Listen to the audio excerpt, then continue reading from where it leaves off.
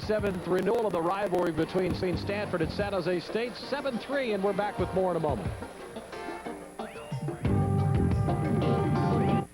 Call now and you can have 13 weeks of the Wall Street Journal and this valuable 120-page guide to understanding money and markets. That's 13 weeks of the Journal for the news and ideas you need every business day. And this guide free, which tells you everything you want to know about money and markets, now for only $34.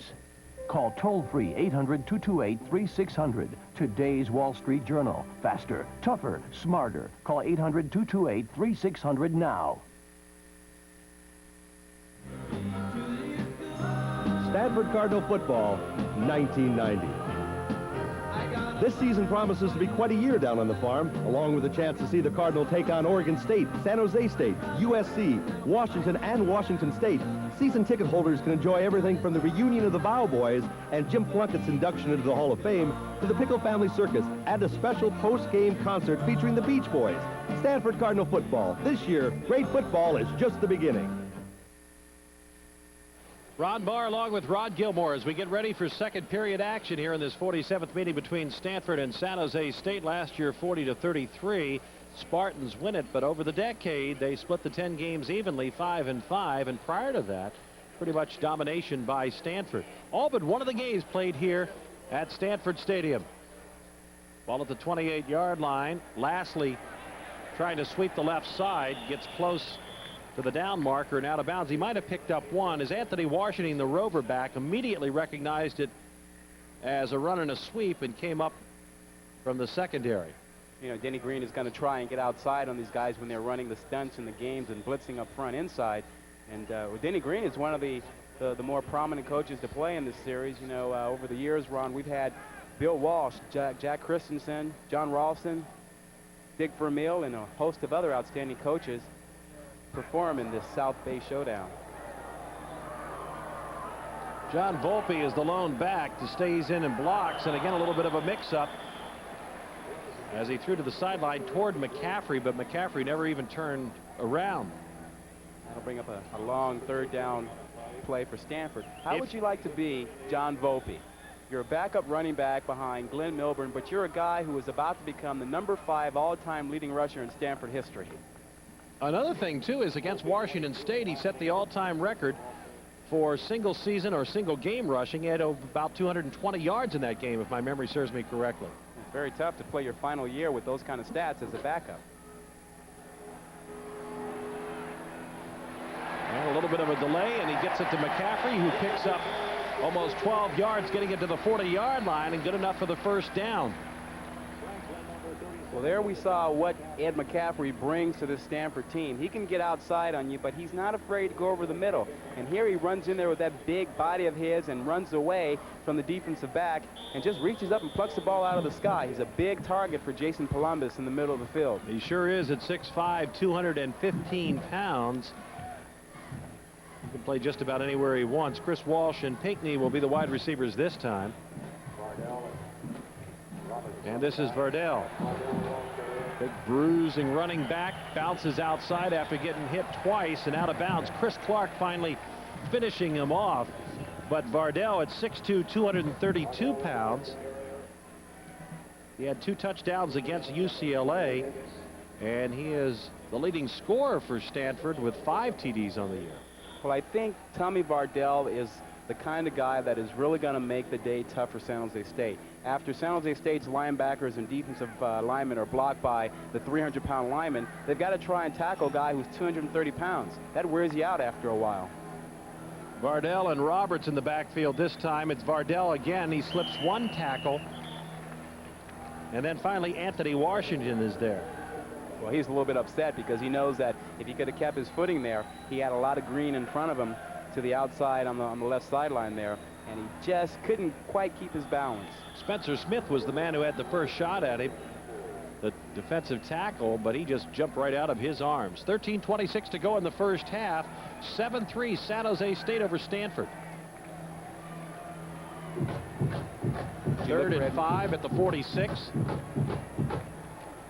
Lastly, trying to pick up the first down. Nope, he's going to be gang tackled as he got across the 45-yard line.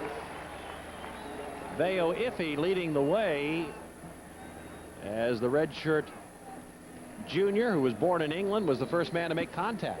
Kind of an odd call there. I think you probably expect that if Stanford's going to run a sweep in that situation, they might have Glenn Milburn in the game, or maybe not even run the ball. They've had success throwing to Ed McCaffrey on 3rd down. Maybe bring Ed in and try and get that ball there. Hesh Kohler will drop back as Stonehouse puts the ball in the air, and Kohler steps on the sideline. I don't think the officials saw it. Still on his feet, coming up that sideline across the 20. Stanford regroups and runs him out of bounds at about the 21 or 22, but from our vantage point, it looked like he had stepped on the sideline. 12:31 to go in the first half. Spartans leading at 7-3. The silver and black attack is back. The Los Angeles Raiders are nearly unstoppable at home under Art Shell. But now they must shuffle off to Buffalo, where Machine Gun Kelly waits in ambush. Looking, he throws, and it is caught for the touchdown. The Raiders and the Bills, 2 of the AFC's premier teams, battle for supremacy. He's thrown on his feet at the 20, at the 15, 10, 5, touchdown. Live Sunday night at a special time on TNT.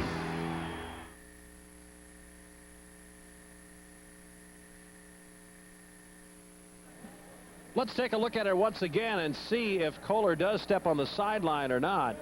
It's awfully close. With the white shoes, it's tough to tell. Meanwhile, the Spartans, after the punt, running off a play to Canley, picks up a couple of yards, so it's 2nd and 8. The ball at the 24-yard line. You know, Ron, we haven't seen any trick plays from San Jose State yet, and I would suspect that they're going to have to go to that at some point to try and loosen up Stanford. Screen pass thrown out to the far side to Hawthorne. He's still on his feet and gets it across the 35-yard line. They had 3 wide receivers in that time, and invariably that has always been a part of a Stanford's San Jose State game. Somewhere along the line, the tight end gets a pitch. He pitches it back to the quarterback. He throws it to the wide receiver. It gets wild, particularly in the second half. Well, particularly with San Jose State, I think you can expect to see that today, because they run so many sweeps, and Stanford will be aggressively pursuing those, so you can expect to see some type of a reverse. Hawthorne is the fullback in front of Canley, with wide receivers right and left. Little slant, and it cannot be held, and it looked like it was Charlton who was going down on his knees. It was, trying to make the catch. Kevin Scott, the cornerback, had the coverage there. He has 3 interceptions, which is tops on Stanford. Taking a look at the first quarter statistics, and you can see that Stanford having trouble with their running game, which is a little bit of a surprise because Denny Green has emphasized the running game, and it's been pretty well even through the first 3 games, both about 500 yards passing and running. So 2nd and 10.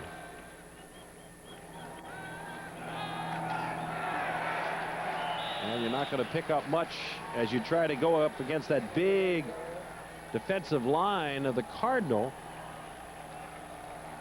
Josefa and Trammer on that right side. Gallegos also in there in place of Trammer, but not much there. Yeah, well, San Jose State's got to make some changes. They've been continuing along with the tendencies that they've showed for 4 games, and that is they run the ball early on, trying to establish the running game. They run the outside play, but Stanford is tuned into that, and they've been clogging those lanes out there, so San Jose State will have to adjust to that. 3rd and 9. Martini throwing it long to the near sideline. This is Brooks. Does he have it in bounds? He does. Gary Taylor on the coverage, and Brooks just did an outstanding job of out-jumping him for the ball. Well, he out-jumped him, Ron, but he also had him beat. Now, San Jose State had a mismatch here. Gary Taylor will probably be a fine defensive back, but here's a guy who's a quarterback who's been forced to play in the secondary because Stanford has had so many injuries. They're relatively thin back there. Tony Trussett is out. Eric Thomas, 2 reserve defensive backs for Stanford, are not available, and now Gary Taylor is playing the cornerback position. So the Spartans with their deepest penetration against Stanford since that first quarter when they scored on the first defensive possession.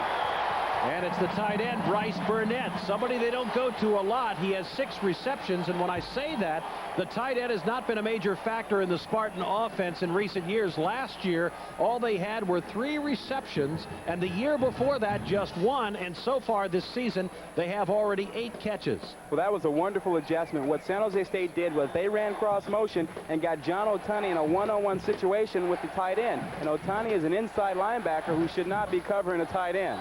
1st and 10, Spartans just shy of the 15-yard line. Canley inside the 15 and down to the 12. As again, John Otani and Sayon Albert stop him. Ron, as I look out there on the field, I see that Gary Taylor is still in the game for Stanford at the cornerback spot, the right corner, which should mean, I guess, that Albert Richardson has some sort of an injury and is not in the game now. So San Jose State is probably aware of that and will try and take advantage of Gary Taylor being in the ball game. Tunney came off the field limping and is down on one knee on the sideline. Canley just with 8 yards and 8 carries and goes up the middle for a couple of tough yards. Now, he is notoriously a slow starter. That was not the case last week against UNLV. But he does not get off to the great start of the ball game. His feeling is that I want to wear down the defense, wear them down, and then in the second half they belong to me. Well, he's a very strong, muscular running back. He's built low to the ground, 5'8", maybe 5'7", 195 pounds, and he just wears on you over time, and you'll see him in the second half break more tackles. 3rd and 4 at the 9. Martini under pressure. I don't quite know what that is, but it goes to Barbosa. I guess he was the last option. I think that was just called get rid of the ball and hope something good happens. And he got it to Barbosa, and he picks up the first down. But Martini was being chased by about 4 Stanford defensive players and had to think about keeping his feet in bounds as well. Pretty good presence of mind here. He's being chased, pushed toward the sideline, and thinking, oh, geez, let me get rid of it. And lo and behold, look at there. There's Barbosa. And that was Ron George who was putting the pressure on. So it's 1st and goal to go at the Stanford 5-yard line. And Martini sees that play fall apart on him early, trying to run to the short side of the field. Stanford already keeping an eye on Canley, who was sweeping out. And Martini thought better of it as we have a flag down, our first penalty flag of the day.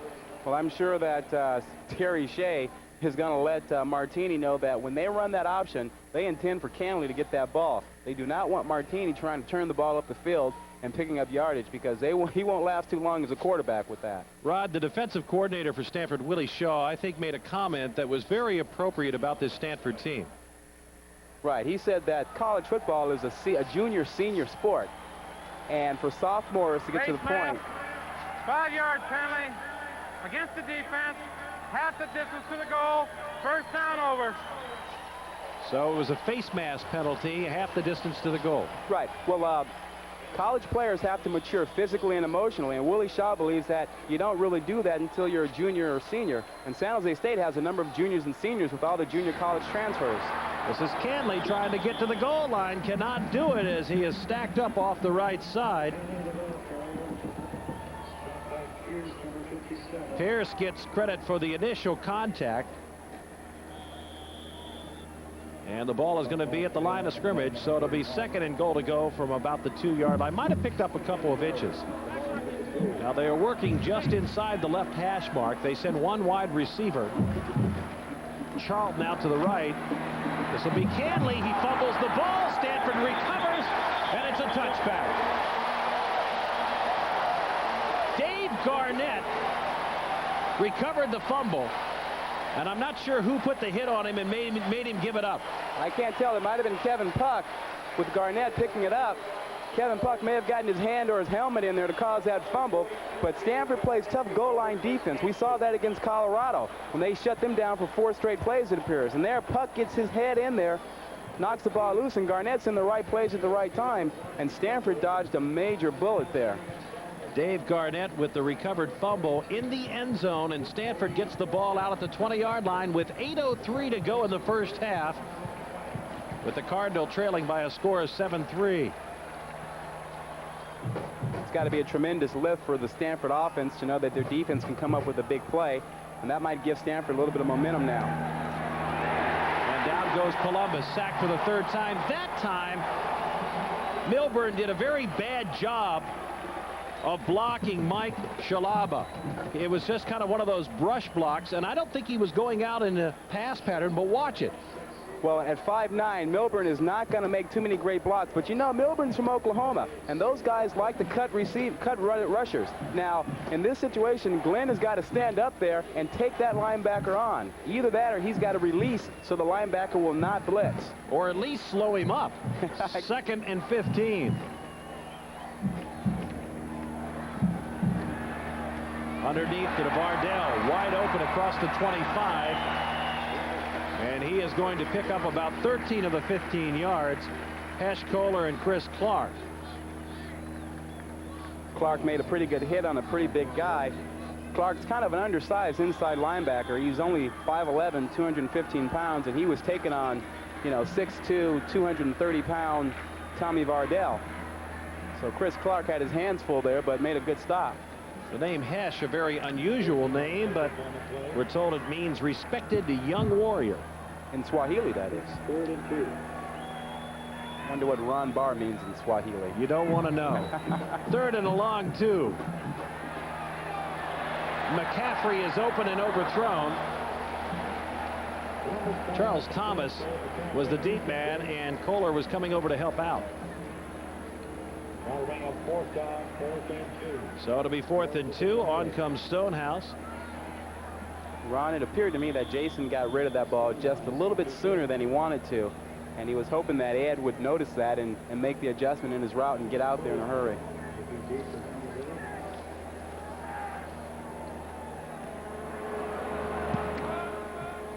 A little bit off the side of his foot, but Kohler takes the line drive at the 31-yard line. Gets it across the 40 to the 42, and we have a timeout with 6:23 to go in the first half, and still the Spartans leading it in a surprisingly slow and low-scoring game, 7-3.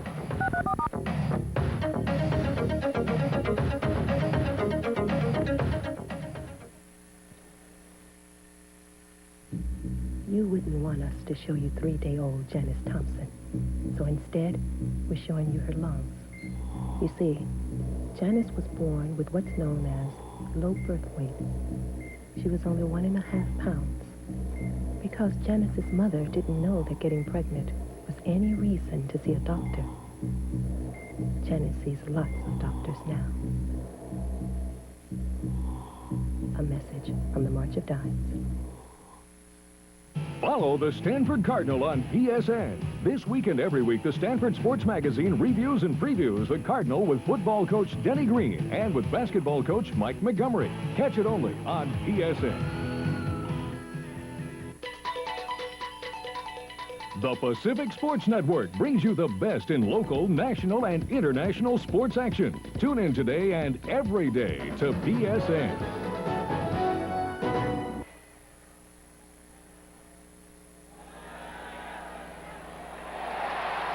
So after the punt by Stanford, Rich Sarlott comes up with the reception, taking it into Stanford territory to the 45-yard line where Jimmy Klein makes the tackle.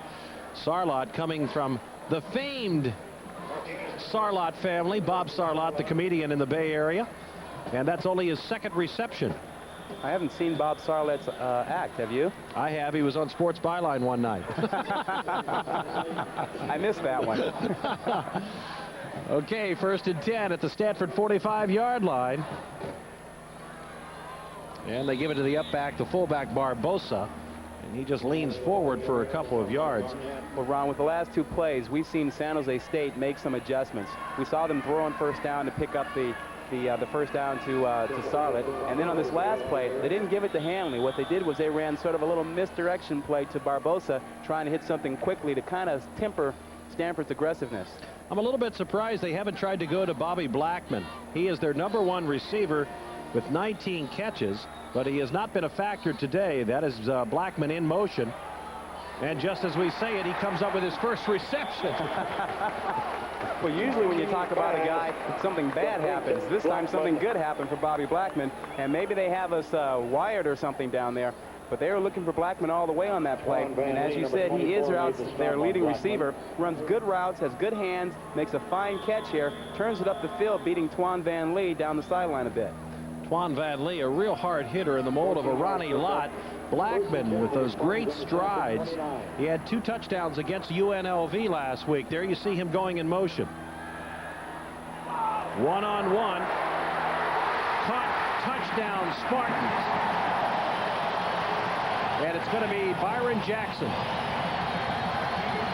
And he beat Jimmy Klein, 6'3" and 200-pound defensive back. Now, I may have called that wrong. It was either 82 or 88. If it's 88, it's Burnett. It is 88. It's Barnett.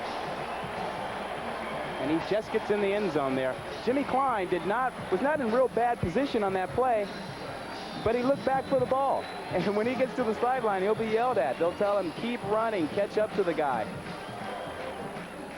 Barbosa, the guy in there helping out with the blocking, gave Martini the time to make that toss. De La Flor will try the point after. And it's good. So 5:05 to go in the first half. 14-3, San Jose State leading Stanford. And we'll return with more in just a moment. This is a beautiful morning for tennis.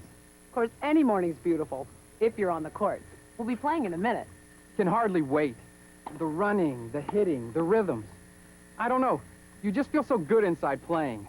The strategies. The fun, all the great people you'll meet, all the friends you'll make. Of course, the better you play, the better you feel. If you're a tennis player, you'll feel really good for reading Tennis Magazine. Tennis Magazine covers everything you want to know about tennis, from instruction to equipment, pro tennis to resorts. If tennis makes you feel good, a subscription to Tennis Magazine will make you feel great. Tennis is a lot more than just exercise, and Tennis Magazine knows it. Subscribe to Tennis Magazine now. Only $9.97 for 12 issues. Call 800-238-7000. We'll include 2 free booklets on improving your game. Tennis Magazine. Call 800-238-7000 now. Take a look at a very happy San Jose State bench. And Bryce Burnett credited with the touchdown. That's his first touchdown. Ron, excuse me. Watch Jimmy Klein. We saw there. He was in pretty good shape. Now he looks back for the ball, and he can't find it, and he can't find his man, and that's how they get the touchdown. This is Scott with the ball across the 20 to the 25-yard line, and you can see San Jose State very fired up. 4 plays, 58 yards. The final 29 covered on the pass from Martini to Barnett, and he has been outstanding this afternoon. 13 of 16, 178 yards and 2 touchdowns, and he has thrown to 9 different receivers. Well, that's typical for San Jose State. They've got a number of guys who have 10, 11, 12 catches on the season. Not any one guy who's dominating in terms of receiving the ball. Pinckney is a wide receiver to the far side, and slotted inside on the near side is Milburn. This is Walsh with the reception across the 30 and bounced out of bounds at the 31. One of the things that has surprised me, Rod, just a little bit is that Denny Green certainly wanted to have a balanced offense, but it looks like he is passing the ball more today than what I thought he might. Well, San Jose State is forcing him to pass the ball. They said earlier in the week, you can't run the ball against us. We're going to play the Bear 46 defense. We're going to cover all your linemen. We're going to cut down the lanes. We're going to make you throw the ball. And Stanford has not been able to mount any kind of a running attack because San Jose State's been true to their word. Done a good job today and hit as he was trying to throw. Mike Powers back in there. He had an ice pack on the back of his neck, but he was the one that put the hit on Jason Palumbus. Palumbus really, though, a great story. Last year did not take a snap. Number 4 on the depth chart, and here he comes back from the dead in a sense. You kind of wonder how a guy goes from being the starter in 1988 to being 4th string in 1989. Well, he had a shoulder problem last year and didn't tell anybody, so he found himself way in the bottom of the depth chart. And then he got surgery in the offseason, came back this year and won the #1 job, and is really the kind of quarterback Stanford needs with this offense, a good, smart guy who can get the ball to the right guy. What they need now is 5 yards, and the ball knocked out of the hands of Palumbus by Lionel Mayo. Mayo coming in from his outside linebacking position, circled in behind, and as we watch it again, watch him reach out, and I think he slaps it away. Well, Mayo's playing with a lot of determination, and I guess you would too if you had just spent 5 days in jail and you wanted to get out and do something else. He was in jail on a domestic violence charge, but there were never any charges filed against him by the district attorney, so he's happy to be back out here playing football and has got an opportunity to, spend some time with his teammates. Has a sack today, and now a little bit of pressure on Columbus.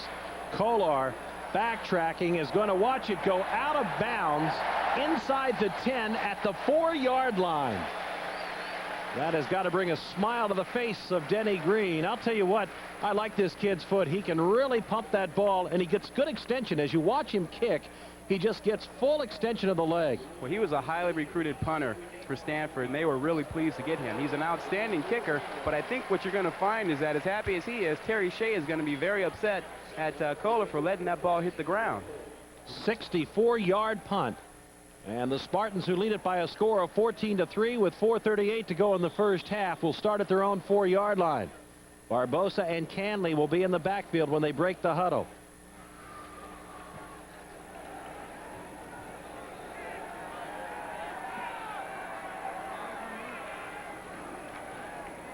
From the end zone with pressure. And it's caught on the fly by Brooks. I'll tell you, Martini is just picking them apart. He has been right on target, and it doesn't matter the pattern. When you throw to 9 different receivers, Rod, you just don't know what to expect defensively. Well, you got to give a lot of credit here to Terry Shea, because what went on early in this ball game is that they were trying to run the ball, and Stanford's Willie Shaw, the defensive coordinator, had a scheme set for it. Now, Terry Shea countered. He's playing the chess game. He says, okay, you're not going to let me run the ball on first down. I've got some receivers, and I've got some pass routes that you can't stop. And that's what San Jose State's done, and they're going to try and mix it up with the running game now as you see Canley get through there. Canley finally tripped up by the strong safety Jimmy Klein, but you saw the great balance that he has. Well, this is what he does so well. He can take a shot, he can dip, he can move, he'll make a guy just brush him, miss him a little bit, keep his balance, and just keep churning the legs. That thing, the way he runs, he's going to make a lot of money in the NFL. I tell you, he's a real player. Again, he is coming off a record-setting ball game against UNLV, 253 yards, 43 carries, and 3 touchdowns, and he erased the record held by Johnny Johnson. Well, here's that little dipsy-doodle with Brooks. And Stanford's not buying it. Well, you knew it was going to come. You're just waiting for when. I'm not so sure this was the real best time for San Jose State to pull this one out, but they did. They haven't really, it's not the right time to run it because they haven't really sold Stanford on the sweeps yet. Stanford's been stopping the sweeps, so they can't really run the reverse because Stanford's not going to be over pursuing and ready for this one. And that was Ron George, the outside linebacker, with the arm tackle, but also down and getting medical attention is cornerback Gary Taylor. Now, last week against Oregon State, Stanford, expecting the Beavers to put the ball up a lot, went to a very unique defense. They went to a 2-2-7. 2 down linemen, 2 linebackers that they brought up, and they brought to put the pressure on the quarterback, and 7 defensive backs, and it worked very successfully.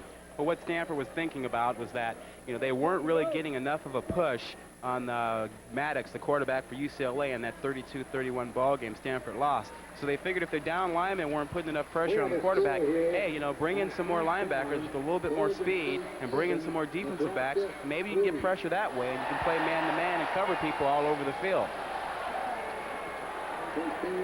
Spartans are not a team to be awed. They went up against Washington in Seattle and lost that ball game 20-17, a game that they felt they should have and could have won. Hawthorne in motion, fake pitch. Martini under pressure, and it is almost picked off. The intended receiver was missed completely, and Scott had an opportunity to intercept it. So that'll bring up 4th down and bring on the kicking team. Darian Gordon was the guy who was covering on that play. Great athlete out of Oklahoma, 6'1", 190 pounds. Almost helped his buddy Kevin Scott get an interception there. Negre had to kick 11 times against Washington and is averaging 38 yards a kick, but he had a couple blocked. He had 1 partially blocked today. This is Milburn at his own 38-yard line. Look how he runs. There's 2 penalty flags down. And he is is going to be off to a touchdown, but let's see what the flags are back upfield. I think it's going to be against Stanford. I believe so. There was a clip on that play. But, you know, you saw Glenn Milburn there. That's the excitement. That man put on a couple of moves, showed his balance, did a pirouette, kept going, shook off a tackle, and then sprinted into the end zone. That was just an incredible run. Well, it would have gone into the books as a 61-yard touchdown run. Instead, it'll be negated and brought back. You see that so often on punt returns. We'll watch on this play, and Jimmy Klein will throw a great block for the initial man to spring Glenn Milburn. Well, let's see if we can catch the clip that occurs maybe right in here. There, oh, not really. Looks like his own guy got clipped there. Yeah, I think it was back around the first block that we saw. Well, was the clip, because where the flags were thrown. Well, the first block was by Jimmy Klein, and it looked like it was clean. He had his head in front of the San Jose State man. Now watch the first block. There's Jimmy Klein. Great block right there. That is the one that they called. I don't know whether it was a clip or not, but that is the one that they did call because of where the flags were thrown. Well, that is a poor call. I'm sorry, there's no clip there. When a guy faces you off and gets his head in front of you, even if you're shoulder to shoulder with him, that's a pretty good block. The injured Spartan player may be Simon Veo-Iffy. That's a pretty close one. I think that's a good block there. I don't know that you can drop a flag on that one. The guy gets his head in front and makes a good hit from the side. Not a clip in my book. Spartans are already a little bit shorthanded along the defensive line. They're not very deep there. Earlier we saw Mike Powers go out and Sean Neal had to come on.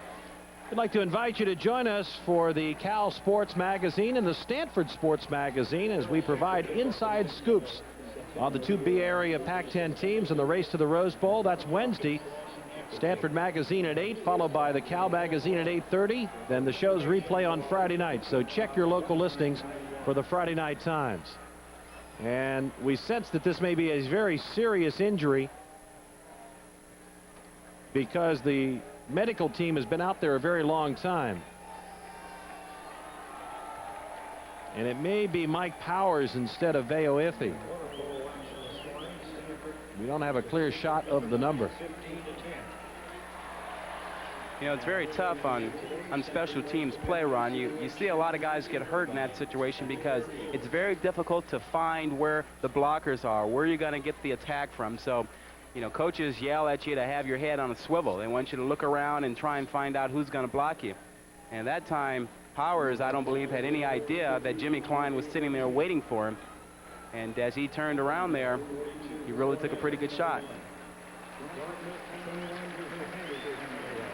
And it is Paul Franklin, the cornerback, and he appears to possibly have a broken arm because, as you can see, they have a cast on it, maybe even the wrist.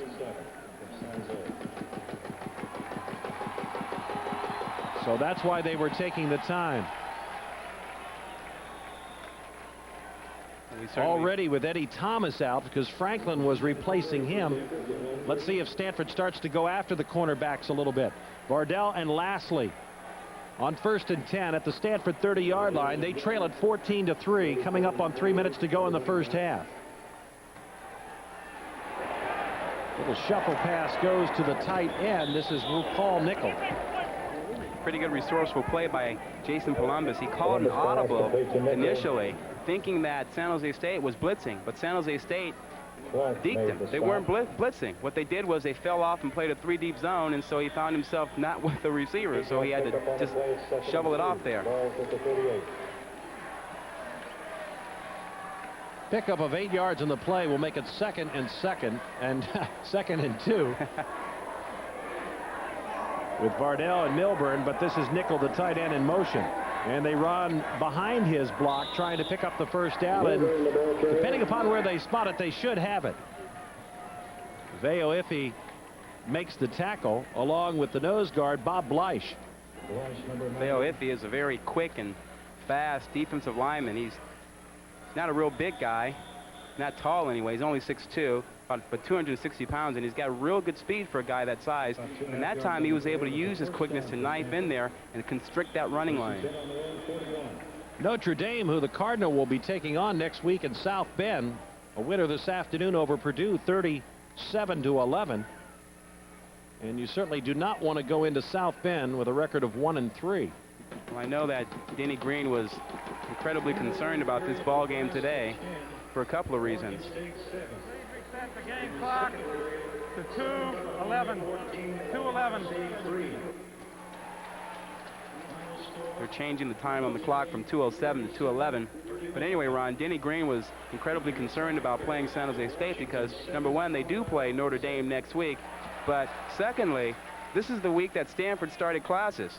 The guys were no longer under the thumb of the coaches. They were moving into their own places, and they didn't have night meetings anymore. So the players were free to do whatever they wanted, and Denny Green was worried about, geez, how do you get these guys to focus on San Jose State when they've got so much going on? Milburn has only 11 yards on 5 carries. He's coming off a 113-yard performance last week. And it was intended for Milburn that time. He got caught up in traffic. Anthony Washington one-on-one coverage. Well, Glenn Milburn ran a great route that time. They just mistimed it a little bit. What Milburn did was he ran out into the flat and tried to get the defensive back to think that he really was going to do anything. And then as soon as the defensive back turned his head and looked at Columbus, Milburn took off down the sideline, leaving him a couple steps behind. And the defensive back said, oh, geez, let me catch up with him. I am still wondering, when you outweigh the opposing line by 40 pounds a man, why you can't run the ball more effectively. I'll explain it to you in a second. Fumble. And Columbus covers it. The reason why Stanford cannot run the ball against the San Jose State defense is they're running a defense where they are covering every guy and going after every gap. They're getting 7, 8 guys in there that are moving with their quickness, and it's disrupting Stanford's blocking scheme. So even though they outweigh them by 40 pounds a man or so, these guys can't move off and get the angles to block them. So credit San Jose State with doing a nice job on Stanford's offense. They have not been able to get set. They've not been able to get any continuity in their blocking. It's going to be 3rd and 13 at the 37. The whistles go up from the San Jose State part of the stadium. Columbus hit as he lets the ball go for McCaffrey. And let's see if there's a flag. No. Excellent defense by Freddie Smith. Tremendous play by Smith, who's a guy operating with a handicap today. How would you like to have to play an All-American receiver, you know, on a regular day, but he's playing him with a bad leg as well. But he was right there with him step for step and went up there at the highest point and tried to knock the ball away and makes a real good effort. It's a great play. In addition to that, with that bad knee, he has a brace on that knee. He is the type of player that does not like to have anything impede his movement. So I'm surprised Stanford has not maybe tested him a little bit earlier. Kohler with the ball at the 27. 40, down the sideline. Spins away from 2 men, gives up the football, and Stanford has recovered. J.J. Lastly recovers the ball at the 30-yard line. That was one of the most incredible punt returns I've ever seen. On the one hand, you've got a couple Stanford players. Watch number 24, Twan Van Lee, as he comes from the outside like he's going to make the tackle, but just runs right past the guy. And then he takes off down the field, and then you're going to have a play here where the ball spurts forward 10 yards or so. Great move right there, but all of a sudden it gets knocked out. J.J. Lastly's in the right place at the right time. 44-yard return, but it doesn't do any good as Stanford comes up with the ball. 53 seconds to go in the first half. Kohler has got to be feeling pretty awful about that. Now he's got to turn around and line up to play some defense. And if you're Stanford, you're probably thinking that you might want to test him, find a way to go after him, because he's still got to be kicking himself for making the fumble. Well, when you get to that point, and I'm sure he was a little bit tired, that's when you put both arms around the football and you make sure you don't give it up. There was a penalty on the return against the Spartans, but it is refused by the Cardinals, so they'll take possession of the ball at their own 30-yard line. Ron Barr along with Rod Gilmore on the Pacific Sports Network as we bring you the very best in Bay Area college football. It is just a gorgeous afternoon. 60,000 people witnessing this 47th renewal of the rivalry. Terry Shea is in his first year coach here at San Jose State, taking over for Claude Gilbert, as we look at a large crowd, probably 50, 60,000 here today. And Ron, you're familiar with that situation. Claude Gilbert recently filed a wrongful discharge suit against San Jose State University, claiming that he should still be the coach here and trying to receive some compensation for that. But despite all that, Terry Shea has taken the reins of this program and has brought a real good ball club into this stadium today. They're 2-1-1 and playing well against Pac-10 opponents. And it was a good hiring on San Jose State's part because they needed some stability in the program, and Claude Gilbert, who was the head football coach, Shea was for 4 years his offensive coordinator. He went up the road to Cal where he was the offensive coordinator, and now coming back. So I think given the timing of the hiring, it was the right man for the right job.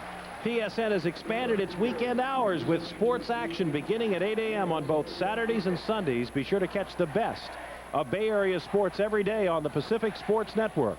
PSN is an affiliate of Prime Network.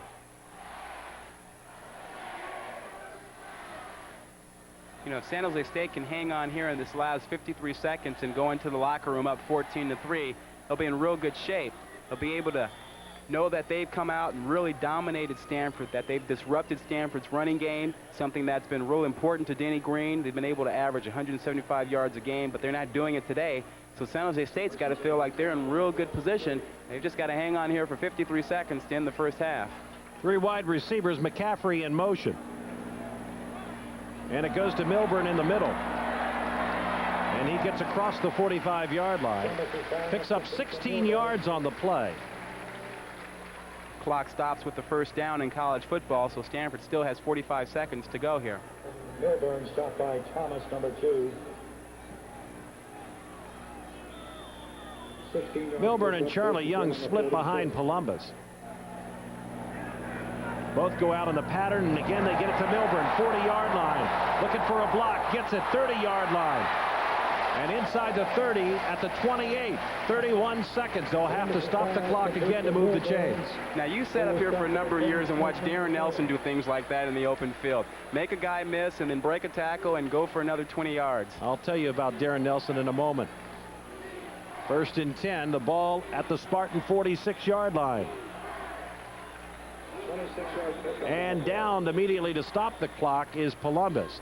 The point I was about to make is I watched Darren Nelson throughout his entire career, and I'll never forget a game at Washington State where the linebacker literally had him in his arms, and the next thing he knew, he was not in his arms. I still have not seen Milburn do some of the things that Darren Nelson did so naturally and so easily. Now, that is not to say this youngster is just a sophomore. He is going to be a great one. Denny Green just glows when he talks about this youngster. I think everyone glows when they see him play. He's a tremendous talent. He's different from Darren in the sense that he's a much smoother runner, probably a little bit faster at this stage of his career. And another sack, and it's Mike Powers comes in and wraps up Columbus. Columbus a little bit slow getting back to set up, but then it came in from the right side.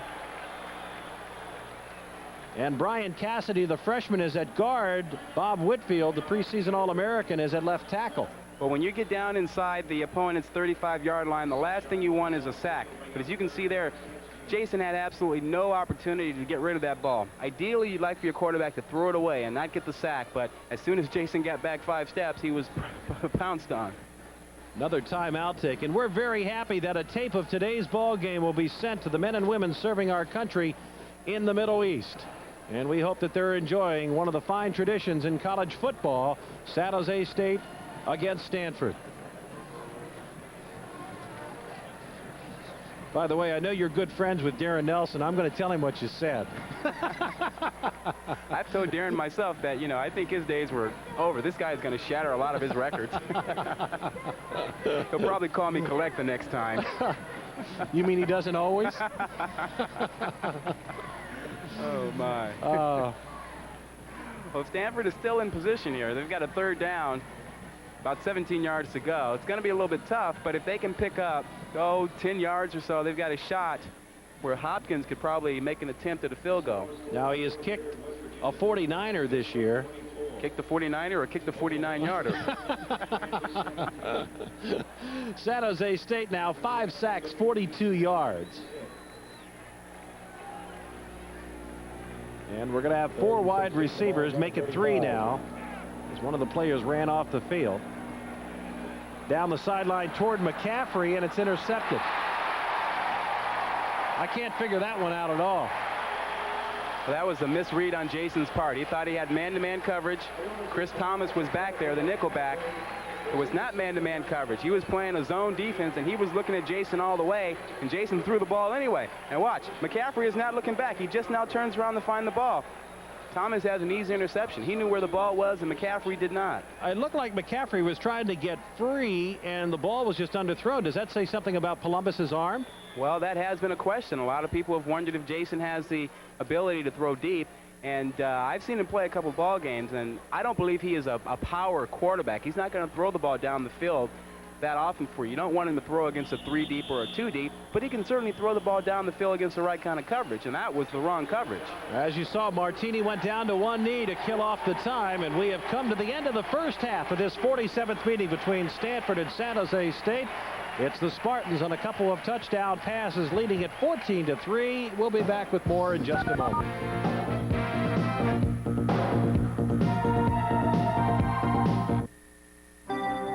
Planning. Where'd I get the capital to start this business with my daughter? By investing for the long haul.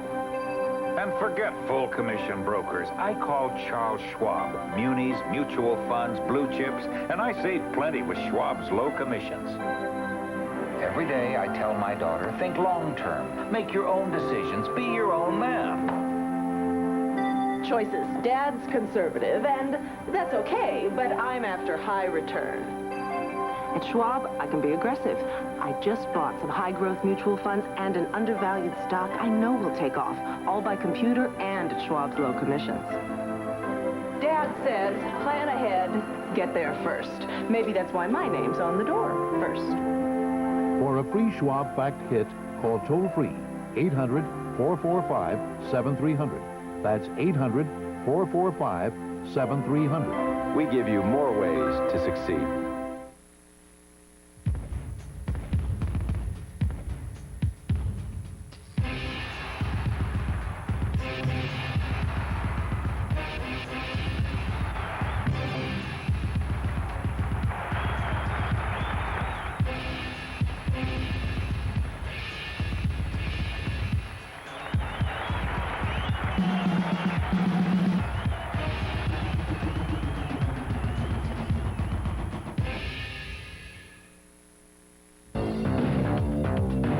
Hi, I'm Keenan Turner. Join me each week here for 49er Playbook on PSN.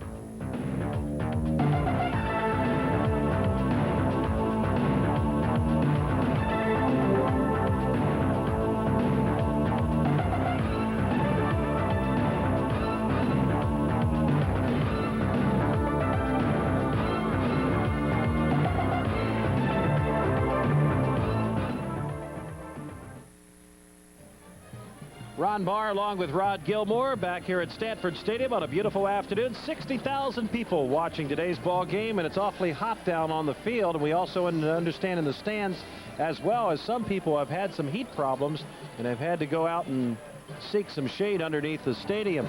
But the heat has been applied by San Jose State on the Stanford offense. They have manhandled them pretty much through this first half, outscoring them 14-3 through the first 30 minutes.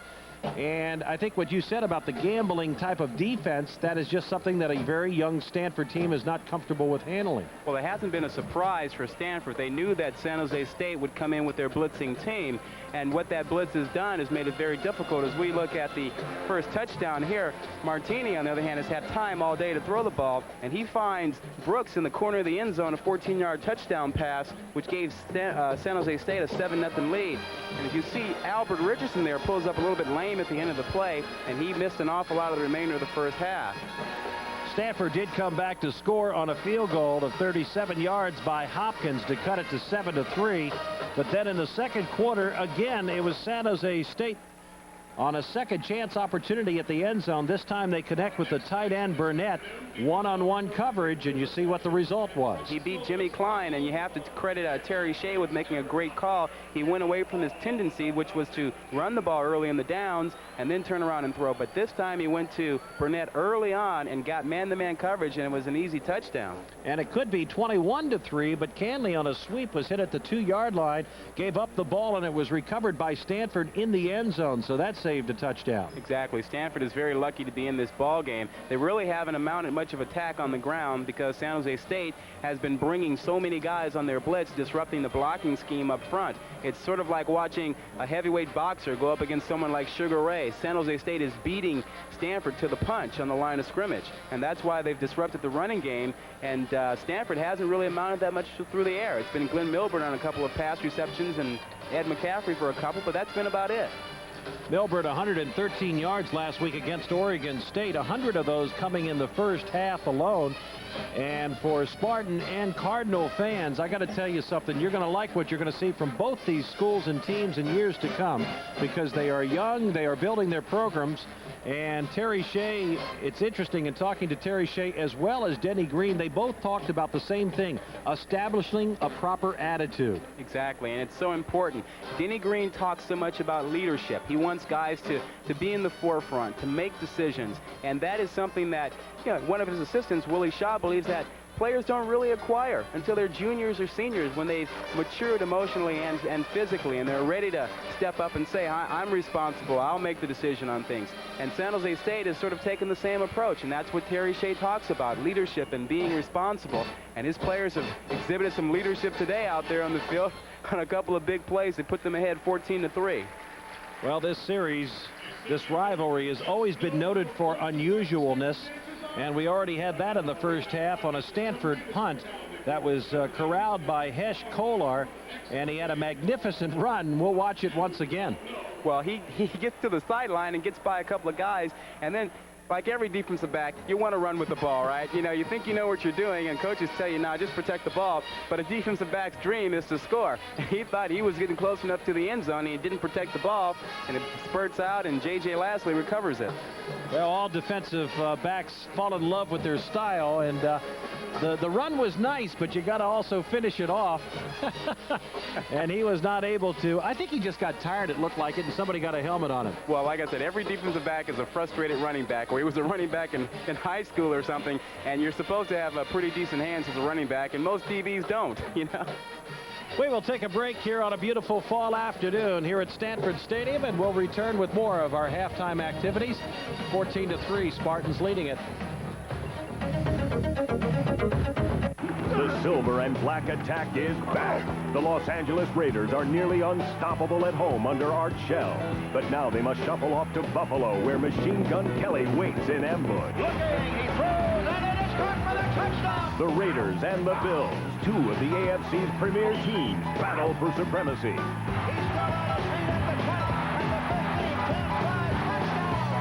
Live Sunday night at a special time on TNT. Stanford Cardinal football, 1990. This season promises to be quite a year down on the farm, along with a chance to see the Cardinal take on Oregon State, San Jose State, USC, Washington, and Washington State. Season ticket holders can enjoy everything from the reunion of the Bow Boys and Jim Plunkett's induction into the Hall of Fame to the Pickle Family Circus and a special post-game concert featuring the Beach Boys. Stanford Cardinal football. This year, great football is just the beginning.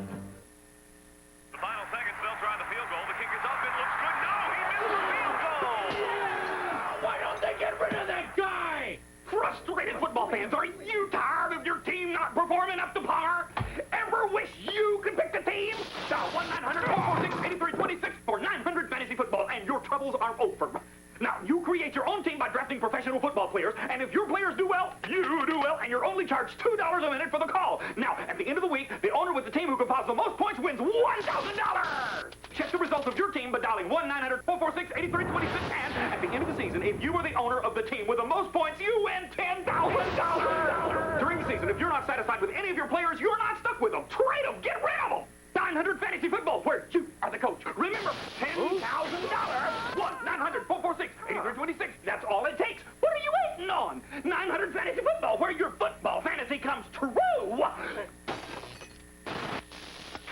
We're at halftime here, and the Spartans are leading the Stanford Cardinal by a score of 14-3. It's hard to believe, but just around the corner will be the thump, thump, thump of college basketball as practices will be starting very, very shortly. And joining me now is Mike Montgomery. His Cardinal ball club last year, 18-11, went off, what, the NIT last year? Do I have it right? Yeah, we did. We got a little postseason, third straight time, and that was very pleasing to us because, you know, there was a lot of uncertainty going into last year, and I had to admit I shared some of that uncertainty. You know, you and I did talk about that. I think one of the best coaching jobs done in the country was the job that this man did last year with a team that was very questionable in some areas. You were trying to blend the talent together. What was the secret to the fact that you were able to do what you did and be able to go to a postseason position? Well, Keefe stepped up, of course, and played a dominant role, and that you got to have that. You know, maybe took over for Lichty from the year before. But more than anything else, I think our guards really came through for us. I mean, that could have been a disaster. We just didn't have any experience coming back. And frankly, Patrick and Ammon and even Marcus Lawley, they ham and egged it through the whole way. You know, one guy had a bad game, somebody picked us up. So that was a real pleasant surprise. Yeah. Mike, every year there's talk because you are so good about maybe you'll be going here or going there, but you have stayed at Stanford. What's been the reason for that? Well, this is a great place. You know, the thing is, they always say, well, you can't win at Stanford, but we continue to win. And if that's the negative, then it really isn't a negative. And it's a nice place to live, and I really enjoy the kids. I mean, if there's a plus in coaching, it has to be that the people you're around every day. And our basketball players are just super kids. It's a lot of fun. It would be very, very hard to think that another group would be as pleasing as ours. What are you finding when you go out on the road and you talk to youngsters about coming to Stanford? Do they know about your successes? Gets a little better every year. You know, it seems like more doors are open to us. People starting to realize that we can compete. It's a slow process in men's basketball. This thing's been going on a long, long time. And it takes time to change attitudes. And we're slowly but surely making some real serious inroads. What about the Pac-10 this year? How do you see it? Well, I think Arizona could potentially be a national championship team. They are really loaded. They're very, very talented. UCLA, with picking up O'Bannon and Tarver from Vegas late, really gives them a lot more talent than they may have had and some depth. After that, I think it's pretty much an open deal. We could very, very well, at least on paper, fit right up in there. And not to say we can't do better, or not to say anybody else couldn't get into those top two spots, but on paper, I think that there's 3 or 4 teams in that next spot. When you take a look at UNLV, they're not going to have the opportunity to defend their NCAA championship. As a coach, do you kind of feel for them a little bit? Not really. I'm being honest with you. You know, I feel badly for the kids. That's what I meant. But, you know, the thing's been going on for so long. And, you know, the NCAA has a job to do. And if we're not going to have rules, then I don't know how we're going to survive in this crazy game of college athletics. And I think that, you know, I don't know all the facts. So it's really hard for me to say whether they were justly dealt with. But, you know, there's something, where there's smoke, there's generally fire. I'm sure the NCAA is not vindictive and out to get anybody, particularly. I feel sorry for the kids, but maybe they knew what the potential was when they went there. Yeah, there's the thought of some super conferences now developing in football and basketball, yet but the Pac-10 is not one of those conferences that's running headlong into that. Your thoughts on that? Well, the West is so spread out. I think we basically have the institutions in the West that combine all of the things that you would want in a conference, i.e. academic credibility and total sports programs and so forth, and it's really hard to know where you go from here. And I think that they're moving very cautiously to make sure they do the right thing to keep the Pac-10 intact. 10 is a pretty good number. Well, Mike, thanks a lot. Congratulations on last year. A great year with that ball club. I'll tell you, one of the best coaching jobs I saw around the country. Good luck this year, and we'll talk to you during basketball season. Thank you, Ron. We're excited about it. Okay, Mike Montgomery, the basketball coach here at Stanford. We're at halftime. It's 14-3, Spartans leading the Stanford Cardinal, and we'll be back with more in just a moment. Investing? Bob taught me the ropes, but he was missing something big. Commission discounts. He picks his own investments, rarely takes his broker's advice, but he was paying full commissions.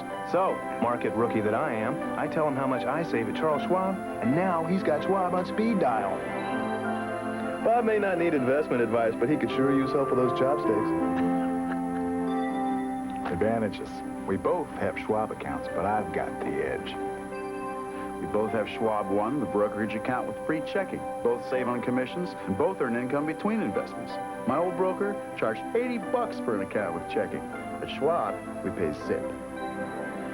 But I've still got Jack beat, because I can find my Schwab One checkbook.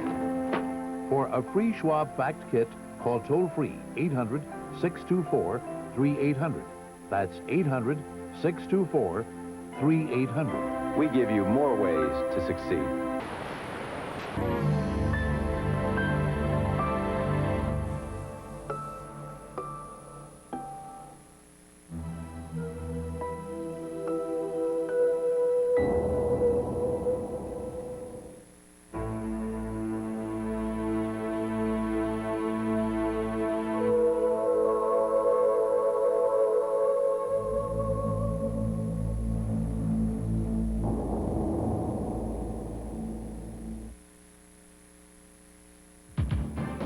The Pacific Sports Network is your season ticket to the world of sports. Whether it's national, international, or Bay Area sports action, PSN has it all.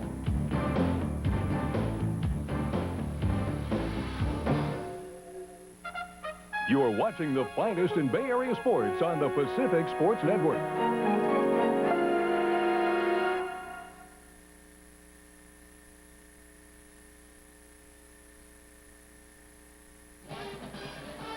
We're at halftime here. The Stanford band down on the field entertaining the crowd of about 60,000 as you take a look at the numbers that are pertinent to this ball game. Spartans on a couple of touchdown passes leading the Stanford Cardinal 14-3. And also the first half statistics bear out why the Spartans are leading, particularly with the fact that the Stanford Cardinal unable to get a ground game going.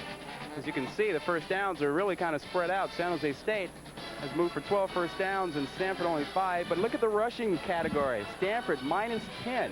They've been averaging 175 this year, and they haven't been able to move the ball on the ground at all. And Terry Shea said that they wouldn't. And he's been absolutely right today. Okay, let me take you into the locker room halftime with both Stanford and San Jose State. You're Denny Green. What do you tell your kids about getting your offense going? Well, I think the thing Denny Green has to say is that, look, you know, we knew we were going to be playing a blitzing team. We knew that it was going to be disruptive. You got to be patient. Stick with the scheme on these things. We're going to pop a big run or two here or there, but it's not going to be a sustained drive. Conversely, the coaches are going to get it together, and they're going to change. They're going to throw the ball on first down. I'm sure you'll see that. That will be a change that will give them an opportunity to loosen up the San Jose State defense. Likewise, Terry Shea is saying to his defense about what to expect. I told you, they cannot run the ball on us. They will not run the ball on us. Keep playing hard. We'll shut them down the rest of the way. Offensively, I think he'll tell his guys, look, you know, they've taken away our sweep. We can't do that, but we've got that counter that we can run with the fullback. Well, maybe we can get a few yards off of that, but every one of his wide receivers have got to feel confident that they can beat the Stanford secondary on a regular basis. They've been pretty open today, and so I'm sure that they'll throw the ball as well in the second half. Let's take a look at some additional statistics here. As you can see, the Spartans pretty successful at third down conversion, but Stanford has not been, and another indication of the problems they've had with their offense. Well, San Jose State's been very tough in third down situations all year. They've been just remarkable in that area, and here we see that Stanford's only converted 2 of them. Now, the turnovers are relatively even, and the penalties, you know, 2 for 18. There was one that clip that brought back Glenn Milburn's punt return that would have gone for a touchdown, which really hamstrung Stanford. So those are the basic differences in those stats. 7.5 minute advantage, as you can see, for Stanford in time of possession. We'd like to take this opportunity because as of Monday, the new athletic director at the University of Maryland will be Andy Geiger, and he'll be finishing 11 years as the athletic director here at Stanford. And I remember when we were down at the Bluebonnet Bowl in Houston, Texas on New Year's Eve. He was just coming on board. That, of course, was, if I'm not mistaken, New Year's Eve of 1978. 79 it was. Was it 79, 77, and 78? Yeah, you're right. Down in Houston. Well, wait a minute. It was New Year's Eve of 78, but it was New Year's Day of 79. Because Bill You're right. what do I know? I drink Calistoga, you know. So anyway, he has done an outstanding job here at Stanford, and he leaves with a lot of successes. They have had success with their basketball program, as Mike pointed out, 3 straight years in postseason appearance. Championships in men's and women's tennis, numerous ones. The swimming team has been outstanding. The volleyball team, the women's basketball team, NCAA champions. And we just want to wish him a very bon voyage, I guess is the best word, and wish him the very best of luck in his new assignment at the University of Maryland. We'll take a break. The captains will be coming to midfield. We'll be ready for second half action as we come back. Spartans against Stanford.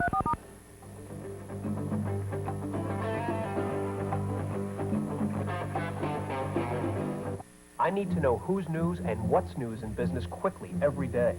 Today's Wall Street Journal, in 3 concise sections, saves you time yet gives you all the news you need every business day. I need to know the latest trends in marketing. And what my competitors are up to. I need to know what's new in technology. And how to run a small company. And how it all affects me. And I need to know today. The information you need to compete, clear, concise, complete, in today's Wall Street Journal. Call now and you can have 13 weeks of the Wall Street Journal and this valuable 120-page guide to understanding money and markets. That's 13 weeks of the Journal for the news and ideas you need every business day. And this guide free, which tells you everything you want to know about money and markets. Now for only $34. Call toll-free 800-228-3600. Today's Wall Street Journal. Faster, tougher, smarter. Call 800-228-3600 now. And we're about ready to get the second half underway on this beautiful afternoon. Temperature reading about 76 degrees. Really no wind to worry about. The flags down to the south end of the stadium hanging limp.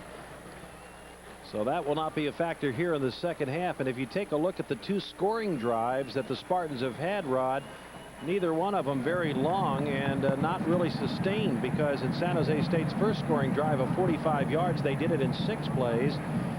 And the final 14 coming on the pass to Brooks. And then the other touchdown scoring drive, 58 yards in just 4 plays, and the 29-yard touchdown pass as you watch Jason Columbus warm up for the second half. Well, in the first drive, they ran a couple of pick plays on the Stanford defensive backs and were able to get their receivers open to get some big yardage. And in the second drive, the big play obviously was the long touchdown pass to Burnett, who was able to get behind Klein in the end zone there. And Denny Green will have to get his troops settled down and ready to go this half. They've got to come out when they get the ball. I believe they've got to throw it a little bit. San Jose State's got an opportunity to get the ball first, and we'll see if that they can finally get on track with their running game or if they go right to the air. Milburn had 5 carries for 10 yards. Bardell 3 carries for 9 yards. Receiving-wise, Milburn and McCaffrey each with 4 receptions. Brooks and Jackson had 3 receptions each to lead the Spartans. And Canley had 12 carries for 28 yards. So John Hopkins approaches the ball. We're underway and kicks it in the direction of Canley, who takes it at the 1. Up to the 20-yard line. And that's just about where he is stopped. So out will come Ralph Martini to start this second half with a 14-3 lead. You know, there was some pretty good hitting going on down there. We could hear the pads clanging from way up here. Pretty good shot on Canley. He's a strong guy, 195 pounds, so he can take the shots that the Stanford special team dished out on that play.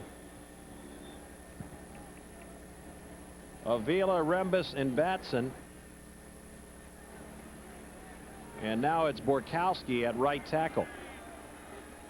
So 1st and 10 from the 21 with Canley getting across the 25. And knocked off his feet by Darian Gordon.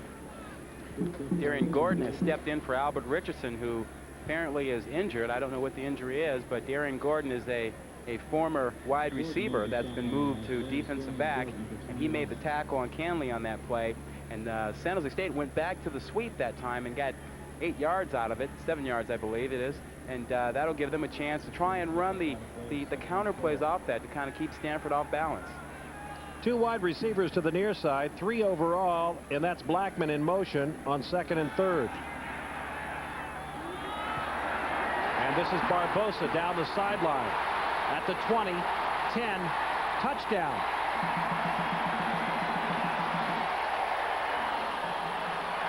Absolutely outstanding misdirection play. They ran the sweep early on, get Stanford flowing. This time they come back and they beat Jimmy Klein and Sion Albert on a play where Barbosa takes a fake in the backfield and then heads right back out the side. He gets on the linebacker, outruns him, and then Sion Albert is unable to close the gap. As you see, Tom Williams is the inside linebacker trying to get a hold of Barbosa, and then Gordon and Albert don't have the speed to get over and stop the play. Well, we made the point in the first half about the fact that Martini had thrown to 9 different receivers and now make it 10. And De La Flor will try the point after. And he is successful. 56 seconds into the 3rd period. And San Jose State has struck quickly, and they lead it by a score of 21-3.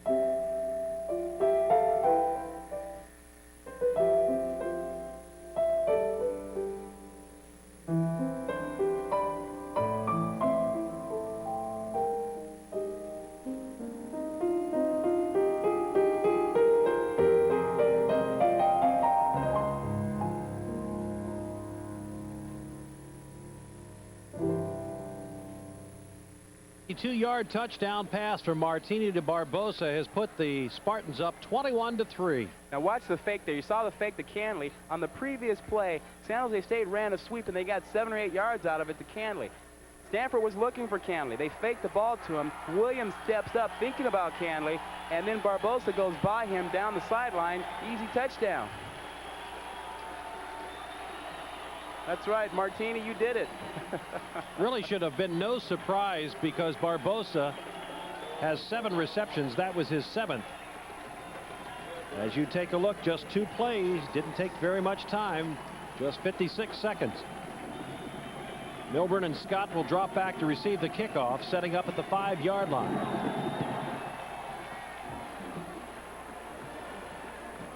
This is Scott at the goal line. And the Cardinal will come out in the second half, starting at their own 24-yard line, but in a hole, 21-3. Well, if you're Denny Green, you're probably telling your guys to just settle down and let's get it going, have a nice, consistent drive. Well, we just need to score before they get anything else going on. Well, Columbus last week against Oregon State was 15 of 18. Martini is 15 of 19, 266 yards with 3 touchdown passes. But he completed his first 11, meaning Columbus last week. His first 11 passes, and 7 of the first 8 went to McCaffrey. This week, the Cardinal offense just not comfortable, not settling in as Milburn tries the sweep. Gillingham that time, the right guard, pulled out real quickly to lead the blocking. Anthony Washington, the rover, came up quickly, knowing that it was a true sweep, and came up and put the stops to Milburn. You see Gillingham get out in front of this thing here and will lead Milburn around the corner with a good block there, sealing off the inside. That's actually Cassidy, big 300-pounder, and he can move for a big guy. Boy, he sure can. I'll tell you, that's the most successful play that Milburn has had today, as he picked up 6. And that's better than 50% of what he had in the entire first half. Columbus throwing to Milburn, one-on-one coverage. He breaks it down the sideline. Will anybody catch him? No, they will not. And these are the fireworks that we expected in this ball game. Well, at the top of the show, we talked about Milburn. We talked about Stanford having to make big plays with number 5 and number 40 McCaffrey. Anthony Washington, the strong safety, the rover, was a guy trying to pick up Milburn out of the backfield. They ran this play in the first half, and the ball was underthrown. This time, Columbus puts it in the right spot, and Milburn gets a chance to go down the sideline. Nothing but speed there. Well, tit for tat. 2 plays, touchdown San Jose State. 2 plays, Stanford, touchdown, 64 yards. And the point after is good by John Hopkins, and Stanford has scored their first touchdown and narrowed the gap to 11 as San Jose State leads it 21-10.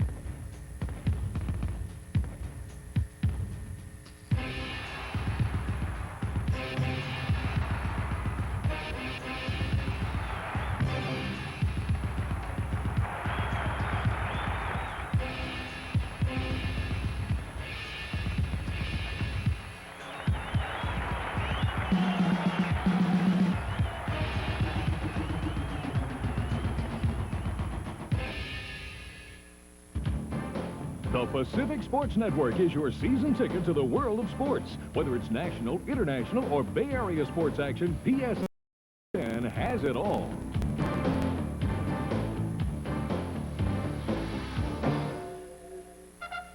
You are watching the finest in Bay Area sports on the Pacific Sports Network.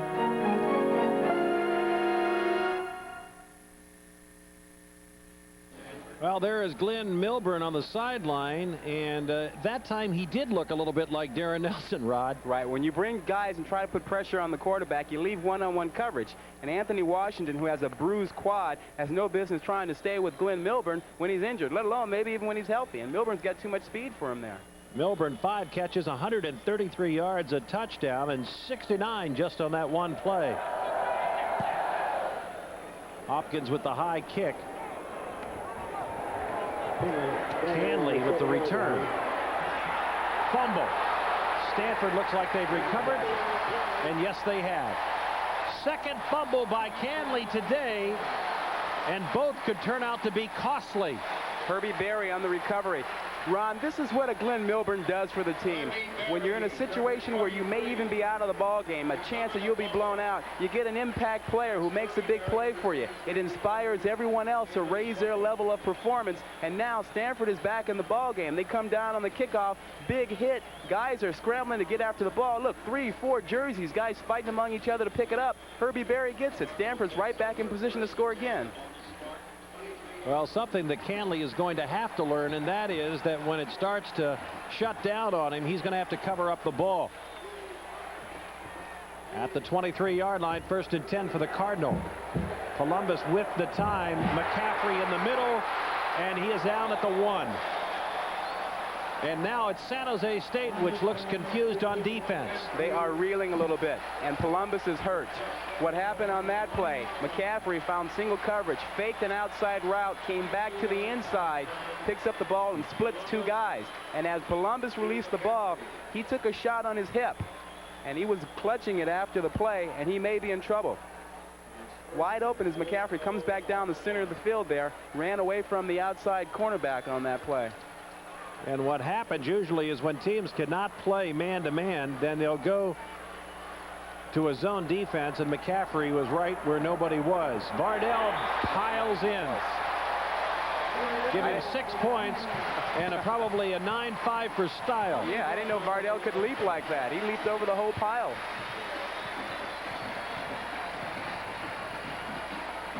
Watch his takeoff.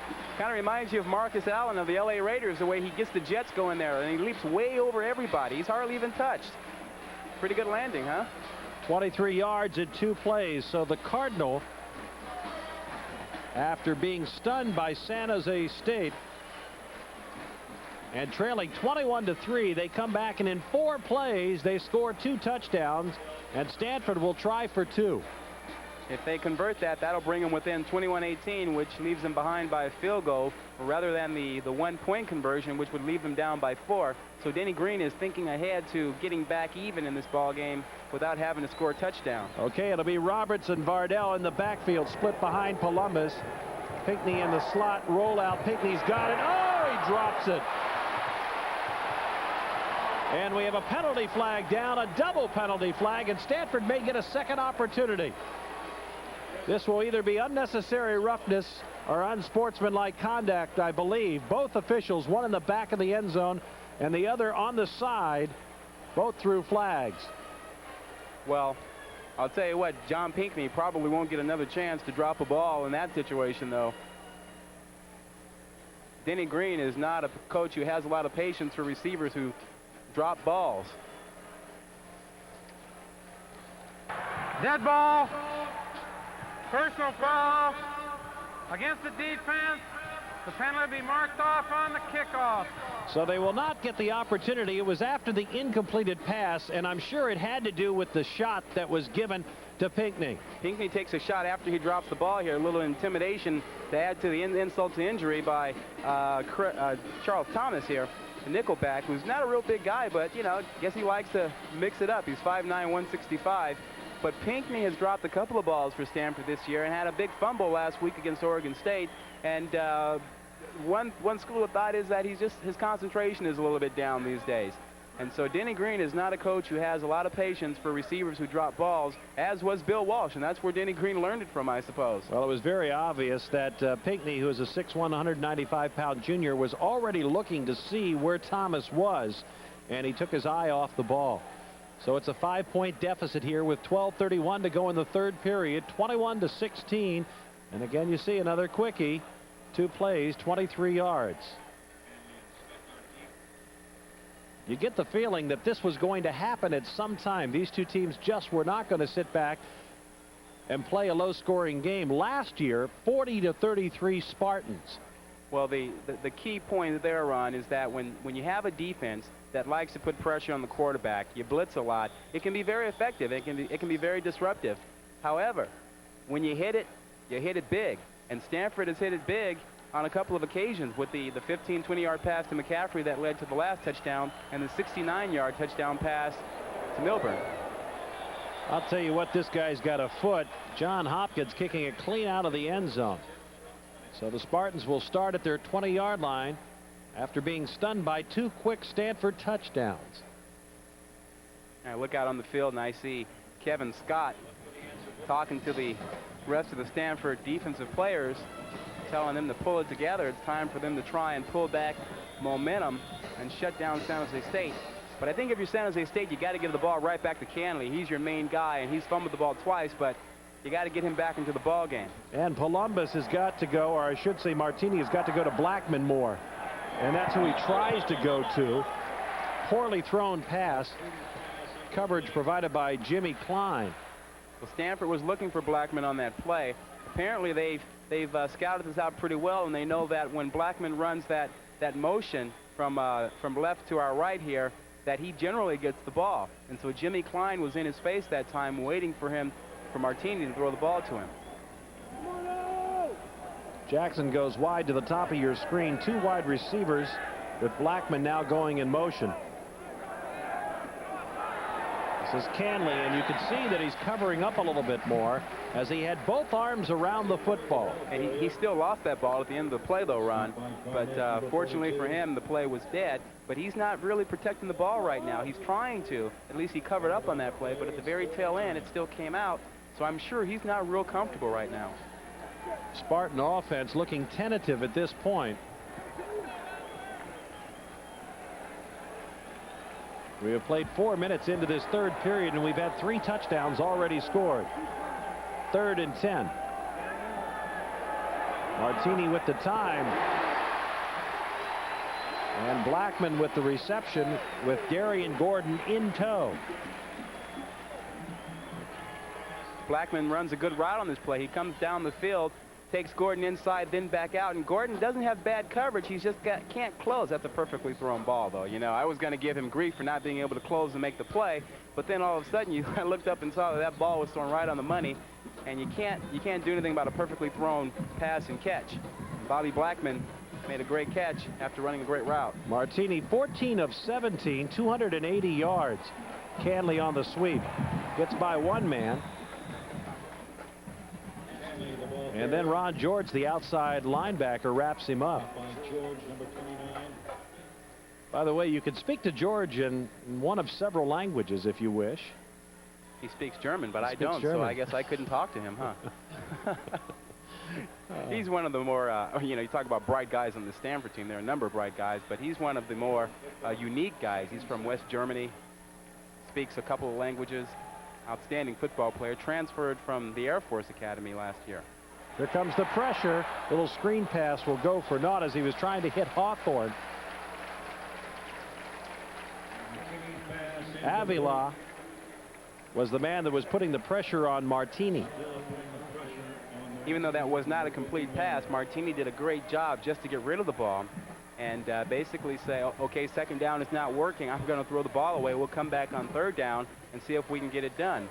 So he saved San Jose State about 12 yards on that play by getting rid of the ball and making it look like it was an attempted completion. 3rd and 7 at the 38. A lot of good size for Stanford up front. Avila 279. He's just a sophomore. Rembes 260.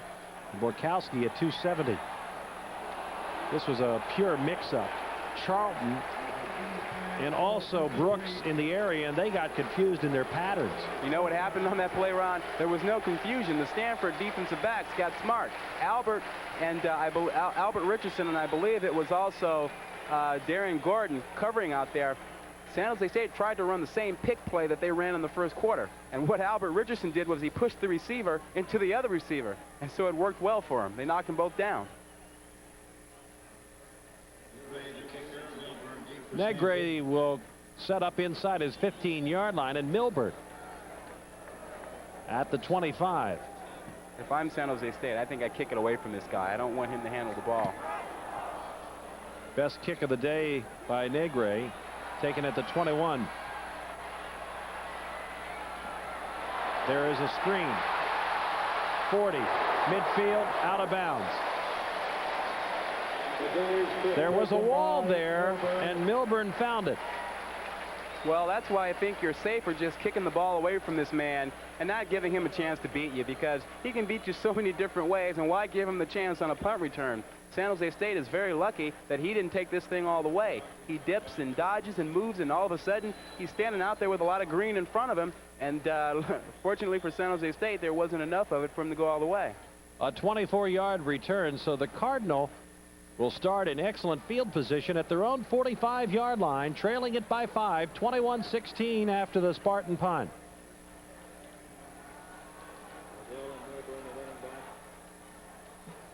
The lone back, Milburn, he gets the pitch.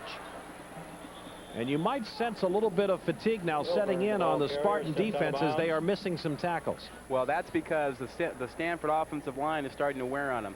Maybe Stanford hasn't been able to generate an awful lot of yards offensively, but they've been beating on these 240, 250-pound defensive linemen for San Jose State, and Stanford goes 290, 300, 280, 300, 290 across their offensive line. So, you know, after a while, you start to get a little bit tired. So Milburn, who only had 10 yards in the first half, picks up 4 on the first down play, and it's 2nd and 6. And if it works once, will it work twice? Well, just for 2 yards this time as he takes it into Spartan territory to the 49-yard line.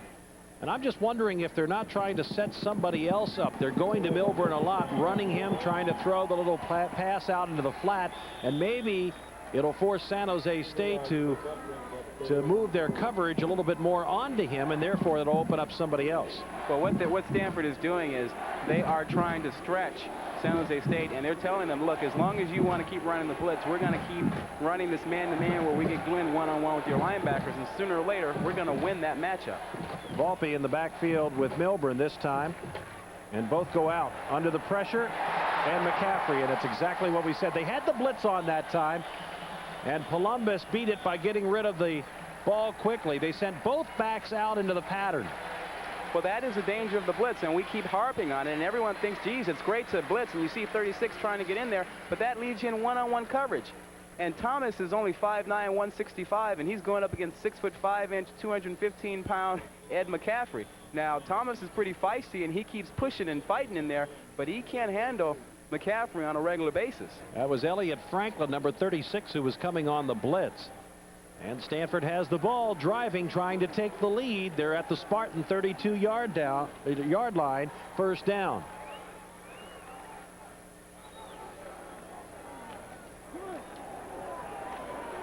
Milburn not finding anything up the middle, darts to the outside, falls forward across the 30-yard line. Ron, any minute now, we're going to see a penalty flag thrown on Charles Thomas, number 2. He's been involved in a couple of scrapes already. We saw him pushing around with Ed McCaffrey at the end of the last play. This time, Chris Walsh, number 80, gets out there on the field, and he and Thomas engage in a shoving match. Now, Thomas is in the lineup now for the injured Franklin, and he's only 5'9", 165, but I guess he's really an aggressive player, and he's trying to establish himself out there, but he's got to be careful. 2nd and 8 at the 30-yard line. Again, the blitz comes. And this time Columbus will not get away from it. 6th time in the ballgame. It was Heber and Clark, the inside linebackers, who came. This is a sack that probably should be credited to the secondary. Look at the time Jason has. Can't find anyone. Moves up in the pocket, and now he gets sacked. Pretty good pocket form there for him, but there was just no one open downfield. A loss of 6 will push it back to the 35-yard line, and Stanford on 3rd and 13 will come out with 3 wide receivers. 2 to the near side. In motion, McCaffrey. And it's Milburn. That time Milburn used a little bit of a pick from Charlie Young and went in behind him looking for the block. Great open field tackle, however, by Anthony Washington. You get a guy like Glenn Milburn out there one-on-one by yourself, and I tell you, you know what you start thinking? You start thinking, oh, geez, this guy could embarrass me. But Washington hung in there and made a good tackle, and that may have kept Stanford just out of field goal range. This is going to be a long one for John Hopkins. 48 yards, which would be a yard shy of his longest. Far hash mark. Had one in the first half. Has the foot, obviously. I don't know whether somebody got a hand on it or not. It's short. I think somebody blocked it. Looked like it was partially blocked. Hard to tell from this angle, but the way the ball knuckled, it looked like it might have been tipped, and I'm told now that it looks like Bleish was the guy who may have gotten a hand on it. Bob Bleish, the nose guard, pushing in. And again, you have to give credit to San Jose State. Bleish is only 247 pounds, but in the middle, he's going up against a Chris Dahlman, even though he's a sophomore, weighs 280. Cassidy, 300, and Whitfield on the left side as well at 300. Well, with the heat in this stadium today and with these big offensive linemen leaning on these San Jose State defensive players, it's going to be a long, tough day. They'll be pretty darn tired when it's over. 1st and 10 Spartans after the missed field goal at the 20-yard line. And Ron George, the linebacker, greets Canley before he's able to take a step. Well, Willie Shaw is making a concerted effort to get after the San Jose State sweep. They want to get right to Conley in a hurry. They're bringing the linebackers off the corners, and that time George came in totally untouched and got a chance to put a big hit right on Canley, right at the point of attack there. A loss of 4 pushes it back to the 16-yard line. Blackman in motion. They were trying to go to Blackman, and he got a lot of company there. Gordon was one of them. And Jimmy Klein, the safety, also, as they just sandwiched him in between. It was not a well-thrown pass. Martini made a poor decision that time, probably the only poor decision that he made in the ball game, and he was lucky not to get in trouble because Jimmy Klein and Darian Gordon have Blackman blanketed. Yet he was under pressure, Martini was, that is, and he tossed the ball in there anyway, and that could easily have been intercepted. And you're seeing a more aggressive Stanford defense now. 3rd and 14. Ball on the Spartan 26-yard line. And out of the backfield or off into the flat is Byron Jackson. Oh, is he leveled. It was John O'Tunney who finished him off with a bone-jarring tackle. But Jackson out in the right flat. Yeah, San Jose State ran that pick play once again, and this time Jackson is looked up and he says there's no one there, and Jimmy Klein doesn't have the speed to get out there and make the tackle. But then look at O'Tunney just really blast into Jackson there. We see the pick play once again, which runs Twan Van Lee off, and that leaves Jackson out there by himself. Pickup of 29 yards on the play. It's good enough for a first down, and the Spartans are in Stanford territory at the 45-yard line. Looks like they'll be running to the wide field. This is Canley. And a great job done that time by Darian Gordon. And they have a flag down. Ron, at the end of that play, Canley lost the football once again. That is the 4th or 5th time he's put the ball on the ground. But luckily for San Jose State, the ball went out of bounds, and a San Jose State player was nearby. Appears to be against the Spartans. I think it's against Stanford. Yeah, it is against Stanford. I saw the officials pointing in the Stanford direction, but now they'll walk it off against the Cardinal. I don't know who was responsible for that.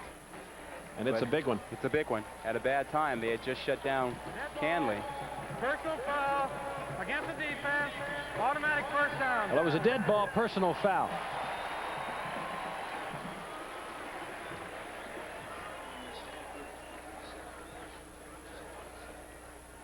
Very big play in this drive for San Jose State. It pushes them down into field goal range at least, and maybe even touchdown. 1st and 10 at the 27-yard line. Brooks in motion. Out of bounds. It wouldn't have mattered anyway. Trying to go to Barbosa. They were successful in that, of course, for the long touchdown that opened up the 3rd period.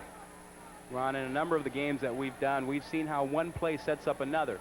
On the previous play, we saw Canley run to the outside out of that set where they had Barbosa set toward the sideline.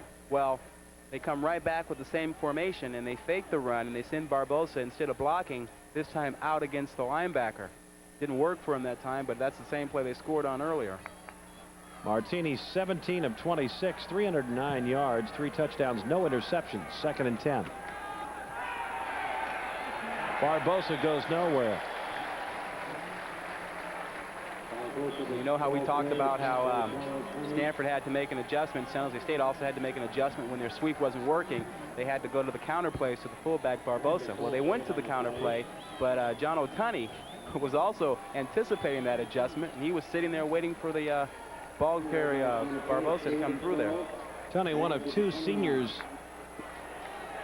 starting on defense, and is the number 2 tackler behind the free safety Seyon Albert. Coming up on 5 minutes to go in this third period. I can't believe he caught it, but he did at the 4-yard line, and it was Walter Brooks. He had double coverage, and there was nothing wrong with this coverage by Stanford. Well, Walter Brooks is a tremendous athlete, and he makes a tremendous play here. Defensive backs, when you're in position, it's not enough just to be there. You got to make plays. And Twan Van Lee and Albert Richardson were both there, but they weren't able to come up with it. This is just a situation where the better athlete won. Walter Brooks won on this occasion. Brooks, a 6'2", 173-pound junior, number 2 receiver. Martini looking to the end zone, pump fakes, throws, completes it, touchdown, and it goes to Burnett for the second time. He's in the end zone. So they don't go to their tight end a lot, but today they have. And it's worked on both occasions. Pretty well conceived play by San Jose State. They get Martini out there in the flat where he can see pretty well, and he finds Burnett just trailing along the goal line there, away from Ron George and Kevin Scott. I think that they might have wanted to go to somebody deeper in the end zone, and that was why the pump fake. And Martini doing a good job of trying to get the Stanford defense to commit. And once they did, then he was able to go to Burnett. Right. They brought him out of the pocket, moved him toward the sideline, gave him a lot of time and a lot of options, and he chose Burnett. And what happened was that there was a late replacement, and Martini, knowing how valuable it was to try to pick up these 2 points, decided not to take a chance. So it was a 70-yard drive in 7 plays. And a 3-yard pass going to Burnett for the touchdown.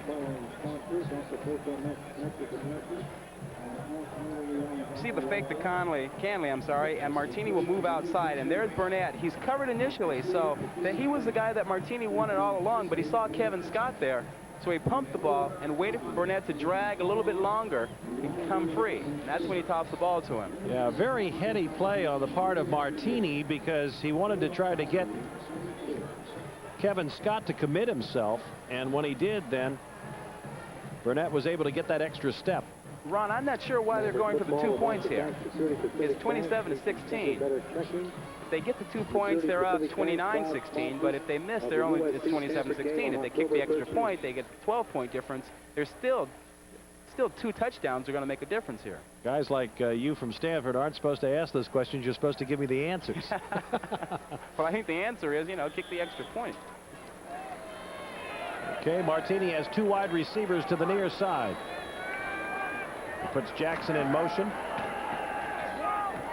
And it works as he goes to Barbosa, the fullback. Well, I think that's the answer. You go for the 2 points because you know you can get it. Ron George was the man on the coverage, number 29, and Barbosa, just no contest there, running back against linebacker.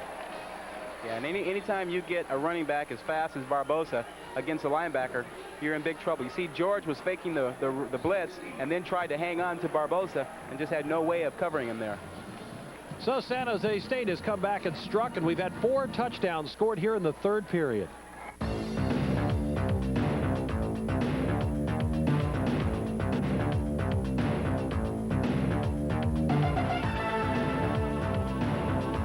Hello, I'm Mike Schumann. And I'm Brent Jones. I used to be number 84, and I thought they retired it. No, Shu. I'm 84. All right, whatever. Each week, join us on 49er Playbook right here I'm 84. on PSN.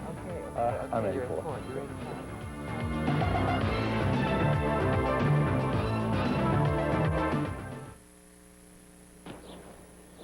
To you, smoking is pleasure. To your baby, it's poison. A message from the March of Dimes. 70-yard drive in 7 plays, culminated by the pass to Burnett, the tight end. And Scott will take it, bobble it momentarily at the 5-yard line, up across the 25, the 30. And Stanford has done a great job on their special teams of returning punts and kickoffs today as Scott goes out of bounds, and Stanford will have good field position at their own 40-yard line. Well, Kevin Scott is no slouch as a kick returner. He did that for Stanford last year, did it very well. You know, Kevin Scott is a guy who's going to play an awful lot of football. He'll be a defensive back in the National Football League. He may be the best athlete on this team, even better than Glenn Milburn, and that is really saying something. He's got good speed, real good hands, and he's an aggressive type of ball player. So I'm sure you'll see him in the National Football League as a cornerback next year. Milburn with 7 receptions, McCaffrey with 6. And this is Pinckney along the sideline, close to midfield and out of bounds. And Charles Thomas forces him out. That's a good pass catch to settle John Pinckney down. As I said earlier, he fumbled a ball last week and dropped the ball against UCLA 2 weeks ago, and opened up this ball game dropping the 2-point conversion attempt. And I had anticipated Denny Green not being too happy with that and pulling him out of the ball game, but instead he leaves him in and throws the ball to him and tries to get him settled down, because I guess he figures he's going to need a lot of good play out of Pinckney the rest of the ball game. Well, one of the things he does do well is run well with the short pass. This is Vardell, the fullback, getting the first down and going close to the 45-yard line of the Spartans. Anthony Washington, the rover back, coming up. You take a look at the secondary of the Spartans, and they are really nicked up. Coming into the ball game, the cornerback Paul Franklin, he was hurt against UNLV. He had an elbow problem. A bruised quadricep for Anthony Washington, the rover back. And then, of course, as we already pointed out, Freddie Smith has a brace on his knee, and then a twisted knee against UNLV for backup safety Craig Glatzhofer. And Franklin is gone with Thomas replacing him because of the broken wrist. That could have been trouble, as Mike Shalaba got a hand on it but could not pull it down. You kind of wonder if maybe if he didn't have the pads on his hands, maybe he can come up with this play. Tips it up there, just can't make the catch. He's got the gloves on, but you know, he's a linebacker. Linebackers don't always make those one-handed catches. He's a 5'11", 225-pound linebacker, leading the Spartans in tackles prior to today's ball game. Played for Charlie Wiedemeyer down at Los Gatos High School. So it's 2nd and 10. Ball just shy of the 45-yard line. Now an audible for Columbus, and here come the Spartans on the blitz. They get it to Walsh, trying to elude the tackle, slowed up by Thomas, and then the pursuit finished him off at the 35-yard line. I think you see that Stanford is actually looking towards number 2, Charles Thomas, out there in the San Jose State secondary. He's filling in for Franklin, who's injured. And as you just spoke about, Ron, the San Jose State secondary is a little banged up. So Stanford is trying to pick and choose the guys that they want to go after. And we see that Thomas is an aggressive guy and trying to make his case here today. And he's doing a pretty darn good job of it, but he's going to be tested the rest of the ball game. First and 10 at the Spartan 34-yard line. Vardell spinning his way, but taking a good pop at the 29-yard line and going down quickly. It was Hesh Kohler, the free safety, who applied it. You're starting to see the effect of the Stanford offensive line, the wear and tear on the defensive line of San Jose State. Good blocks, moving guys off the ball now. And Stanford is starting to pick up some yardage on the ground, which they couldn't do in the first half. And having a big 230-pound fullback like Vardell come through there after the 300-pounders have laid some heavy hitting on the defensive line is starting to have an effect on San Jose State. Yeah, you don't react as quickly when the fullback comes in there when you've been leaned on by 300 pounds for almost 3 full quarters. Milburn. Does that not look like something out of a 49er playbook, that play? You know, the 49ers and Stanford are two of the, well, they may be the only two teams that run the sweep the way that Stanford and the 49ers do. They run the old Green Bay Packers sweep. They pull both guards. They get guys out in front there. Most teams today don't do that anymore because they don't have the big guards who can do that, aren't mobile enough. They try and use the fullback out there on the force man. But Stanford and the 49ers run it the old way the Packers did. Good enough for the first down at the 23-yard line of the Spartans. And again, Columbus looking like he would like to audibilize. Heading toward McCaffrey, overthrows it.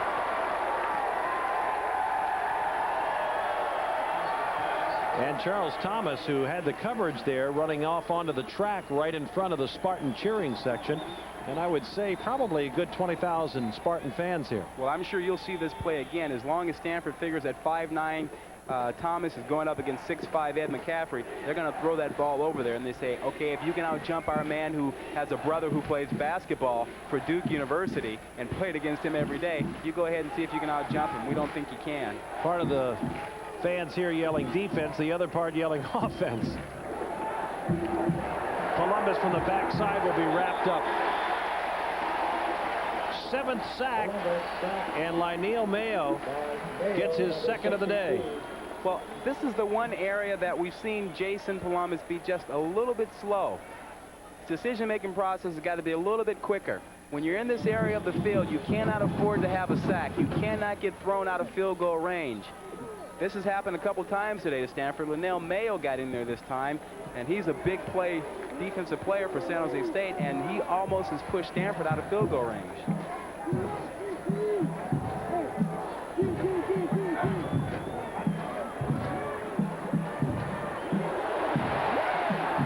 And they get the ball off to Charles Young.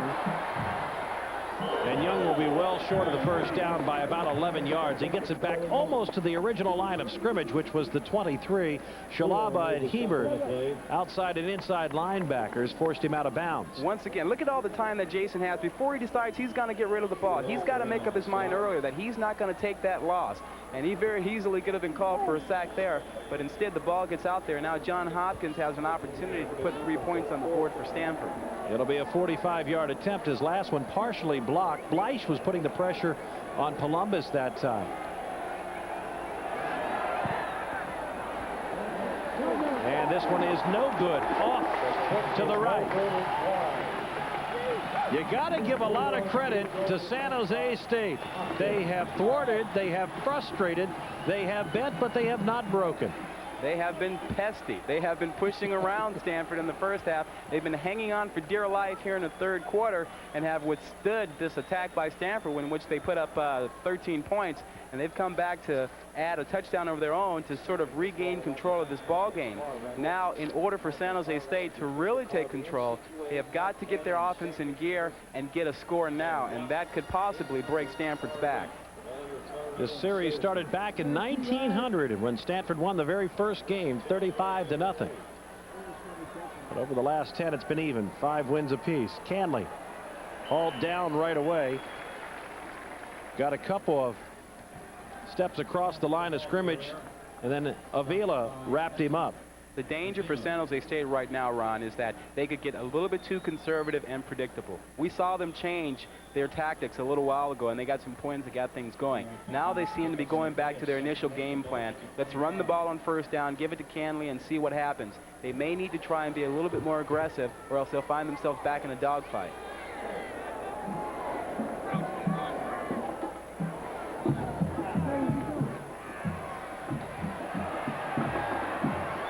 Martini, not finding anybody open, will pick up about 4 yards. Up to around the 27 or 28. Ron George with the tackle. Coming up on the final 20 seconds of this third period, a 13-point deficit for Stanford. And a very entertaining second half. The first half a little bit on the plodding side. And we have a timeout taken. I don't know whether it's been charged. Now they're going to say start and continue the clock, and they do. So we'll not get another play off. And we'll move to our final 15 minutes of play here in the 47th meeting between Stanford and San Jose State.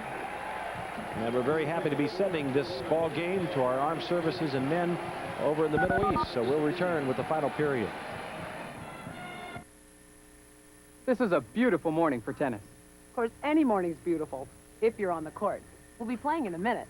Can hardly wait. The running, the hitting, the rhythms. I don't know. You just feel so good inside playing. The strategies. The fun. All the great people you'll meet. All the friends you'll make. Of course, the better you play, the better you feel. If you're a tennis player, you'll feel really good for reading Tennis Magazine. Tennis Magazine covers everything you want to know about tennis, from instruction to equipment, pro tennis to resorts. If tennis makes you feel good, a subscription to Tennis Magazine will make you feel great. Tennis is a lot more than just exercise, and Tennis Magazine knows it. Subscribe to Tennis Magazine now. Only $9.97 for 12 issues. Call 800-238-7000. We'll include 2 free booklets on improving your game. Tennis Magazine. Call 800-238-7000 now.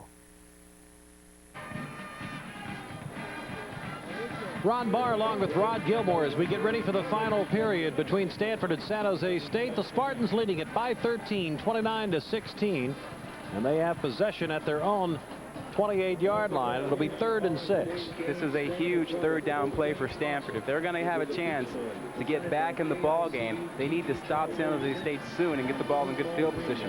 This 3rd and 6 play is very big for Stanford. San Jose State, on the other hand, could run some more time off the clock and perhaps go on and get another score if they can pick up this 3rd down. Canley, the lone back behind Martini.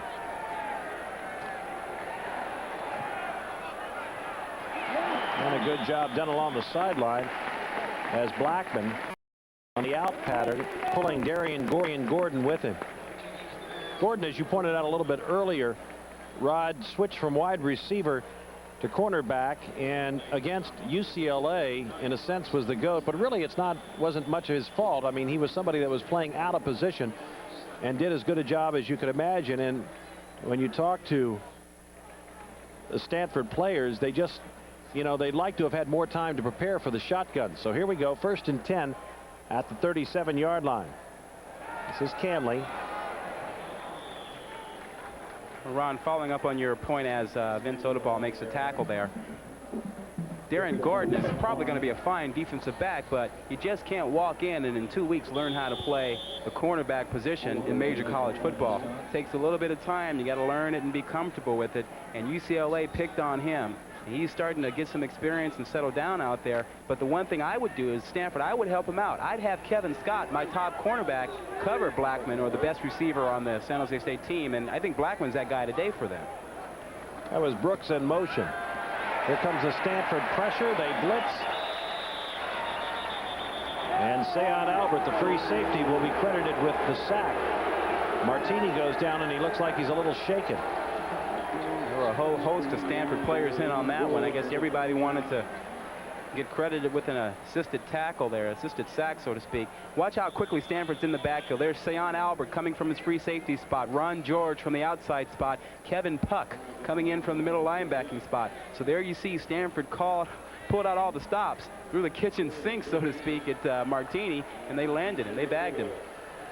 That's when Martini probably wished he had called the quarterback draw. Or giving the ball to someone else. 3rd and 13. He has the time and has the receiver, and again it's Blackman. It's going to be close to the 1st down, but he looks like he'll be about a half-yard short. Now there is a situation where Blackman should have known where the 1st down marker was and run that pattern just a little bit deeper. You're exactly right. You're exactly right. A receiver has got to know where he is on the field. Sometimes guys lose perspective out there. You know, you get among the hash marks, you can't tell where the numbers are, and you forget where you are on the field. Well, you need to look up before the play and figure out where you are and where you're going. Well, this is just about what we come to expect from a Stanford-San Jose State game. They're going to go for it on 4th and less than 1 at their own 46-yard line. I don't agree with this one. I think you kick it away. Even if they pick it up here, it's too risky. And from our eyeing it, it looks like he's got it by a couple of inches. They may have to bring the chains in, though, to make it official.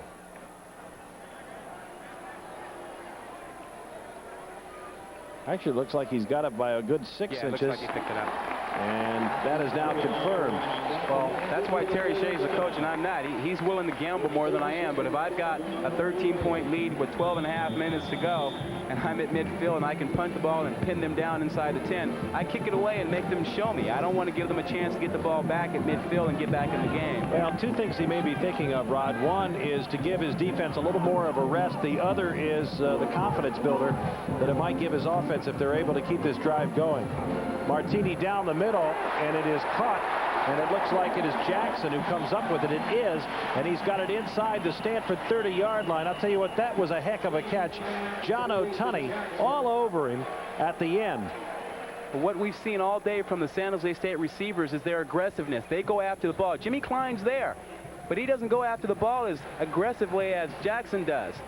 Jimmy Klein's a volleyball player. He knows how to spike the ball at the net. He's got to get up there. He's bigger than Jackson. He ought to be up there, be able to show up there and try and get that ball out. You can't wait. You got to go after it. Oh, did Stanford get a break here as a penalty flag was thrown, and that will negate the pass that would have put the ball inside the 30. Illegal shift on the offensive team. 5-yard penalty. First down over. I didn't see it, but I'll take his word for it. Illegal shift. So it puts the ball back at the Spartan 43-yard line instead of inside the Stanford 30. Stanford runs its nickel package on the field, and they have a guy wide open for San Jose State that Stanford hasn't covered yet, but now they pick him up. Screen pass going to Barbosa, the fullback, looking for blocking. Chad Immel was the man that was out front with the lead block, but a good job was done by Twan Von Lee to get away from that block and make the tackle. Twan did an excellent job. Initially, as I was watching the play, I was thinking, well, Twan is being a little bit too soft. He needs to get up there, but he had a plan. He came up and he juked Immel and got by him and made the tackle. So it was an outstanding play by Twan Van Lee. Lee, the best pure hitter on the Stanford team. This is Barbosa breaking tackles, but not getting away from Jimmy Klein. Ron, isn't it ironic that we spend so much time watching and talking about Mr. Canley, the outstanding running back who calls himself Cool Daddy, and it's Barbosa, the guy who's really picking up the yardage today for San Jose State and has a long scoring reception. He is actually the backup to Canley, too. When Canley's out of the ball game, he goes to the tailback spot. So he's the guy that will get things done in a pinch when they need him, and Canley's not doing it for him. Canley only with 34 yards. This thing looks like it's in slow motion. That time David Blakes couldn't hang on to the high pass, and we have a flag down at the 40-yard line. Finally, an official threw a flag and said, well, Ron, I think you're right. This was in slow motion for a reason. It looked like half the players didn't realize that there was anything happening, that the ball had been snapped, and the other half did. Martini not happy with it, just kind of waving to the official.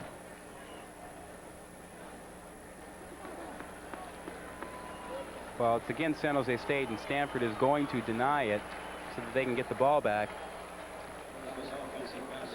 Offensive pass interference, and that means Stanford should get pretty good field position here, and it certainly does help. Against the offense, 15-yard penalty, loss of down, fourth down.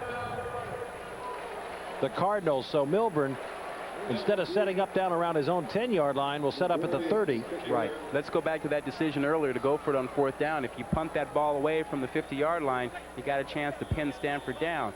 Now Stanford will get the ball in pretty good field position, and they'll be able to use their full offense as opposed to being inside the 10 where they can't use it. Negre. And this one was almost blocked. They have put two blockers back there as Milburn takes it at the 30, reverses his field, and this time is not going to go anywhere. The point I was about to make is that they put two blockers back there to prevent the punts from being blocked, as he's had several blocked this season. So 10-13 to go in the ball game. 29-16, San Jose State leading it.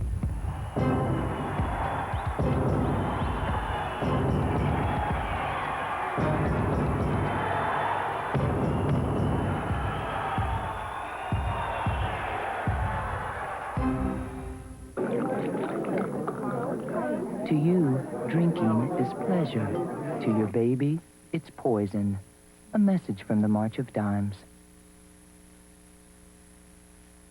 6-yard line. Columbus doesn't see anybody, so he'll take it himself and take it across the 30 to the 33 or 34. Pretty good read by Jason on that play. San Jose State came up and tried to show blitz and to get Jason to change the play when they really weren't going to be blitzing. They were playing a 3-deep zone. Jason didn't buy into the fake stayed with the original play and let San Jose State drop off. And then when he couldn't find a receiver, just took the ball up the field and picked up some pretty good yardage for Stanford. And Steve Heber gets credit for the tackle, replacing all-conference linebacker Everett Lampkins, who's out with a knee injury. Vardell, the fullback. And he'll pick up the first down, getting it close to the 40-yard line. Well, Stanford, with 9:30 to go, can afford to soften up the Spartans a little bit, but they're going to have to get the ball up the field. Well, they're only a couple of plays from being ahead in this ball game. You know, you hear Hank Stram, the CBS commentator, say all the time, the former Kansas City Chief coach, hey, we're only 2 plays away. Well, if San Jose State goes back to their blitzing offense, that bear defense, the 46 package, and Stanford comes up with a big play from Milburn or McCaffrey, they're right back in it.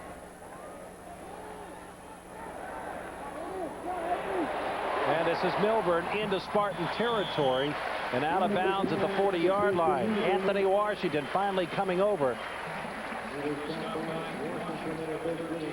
The man who had initial responsibility for covering him couldn't stay with him. That was Freddie Smith, and we see that San Jose State is trying to make sure that they have a defensive back at all times on Glenn Milburn, which is pretty smart. But Freddie Smith has a sprained knee, and it's a little bit tough for him to make the play there as Anthony Washington is coming over from underneath trying to help out there. Columbus doing a good job because Charles Burnham was right in his face. 1st and 10 from the 40. To Vardell, the quarterback or the fullback. And he picks up a couple more to the 31. It's a circle route is what it's called. The fullback circles out of the backfield, comes over the middle. You've seen the 49ers do this with Tom Rathman. They're number 44. Well, Stanford does it with their version of Rathman, Tommy Vardell. Just a nice, easy, straightforward little pass to the circling fullback over the middle.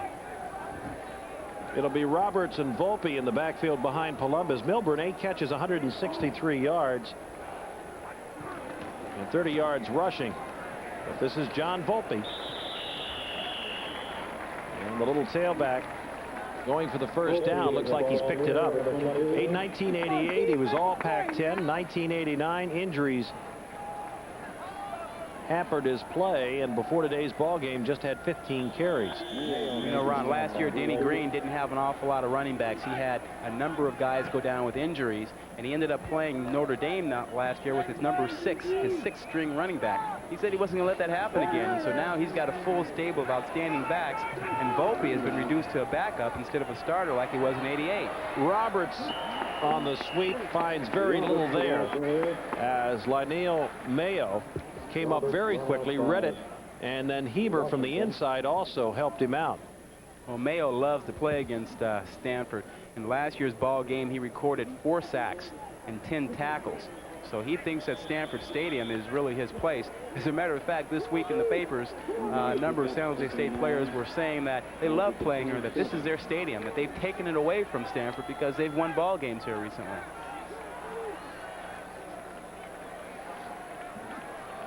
Second and 9 from the 27. McCaffrey trying to pick up the first down. Will be very close to it inside the 20. They had to reach the 18. McCaffrey stopped by Thomas. And it's Charles Thomas again, so he's gotten quite a workout today. Well, that is a matchup that Stanford wants. And as feisty and as aggressive as Charles Thomas is, I'm sure he wants it too. I think he wants to show everybody that it's nothing for a 5'9" defensive back to go up against a 6'5" guy and beat him. It's going to be close. And as you can see, about 4 or 5 inches. Stanford, they talk about the quarterback tradition here. Denny Green wants to balance it out with as much running as passing, but you can't have good quarterbacks unless you have good receivers, and Stanford has had some great ones. Kenny Marjoram, James Lofton, Emil Harry playing with Kansas City, Jeff James. Andre Tyler, who did it for a number of years and also went on to play with the Tampa Bay Buccaneers. Number of guys. It's interesting what Denny has to say about that. He says no longer will Stanford have that kind of program. They can't get the John Elways. There are too many schools that throw the ball like Miami and BYU. So Stanford has to adjust and be able to run the ball these days. Let's see if they go to the left side. No, they're going to go straight ahead with Columbus. Thought they might give it to Roberts, but they really didn't need but about 4 or 5 inches, so no use taking a chance with a fumbled exchange. So it's a first down for Stanford inside the 20 and down at the 17-yard line, but they trail 29-16 with just a tick under 7 minutes to go in the game. Look for Denny Green not to waste any more time. Look for him to try and get the matchup again with McCaffrey on Thomas, as we see McCaffrey come to the bottom of the screen, and he has Thomas, and it looks like single coverage. I would expect Columbus to be looking that way. Now they're going to flood the zone by pulling Milburn out to this side. And they just throw it away. I don't know whether Columbus expected Milburn to go down a little bit deeper and cut to the outside or not. But he only went about 4 or 5 yards and then went out. Well, they weren't on the same page. Columbus wanted Milburn to go down the field, but Milburn looked up and he saw the safety coming over, and his adjustment in that situation is to sit down where he is. Sit down out there in the flat and wait for the ball. Now Thomas has got to respect McCaffrey, his speed, his ability, and that time it looked like he was playing well off of him, so they may be able to come up with something short.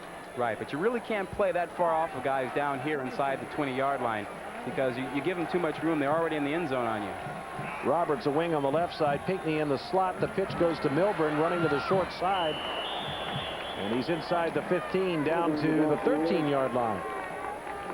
It's interesting, Ron. We noticed that San Jose State on that last play made the adjustment we were talking about. They moved Thomas off of McCaffrey and brought Freddie Smith over, who's a bit taller, to play McCaffrey. He's 6'1", as opposed to Thomas, who's 5'9".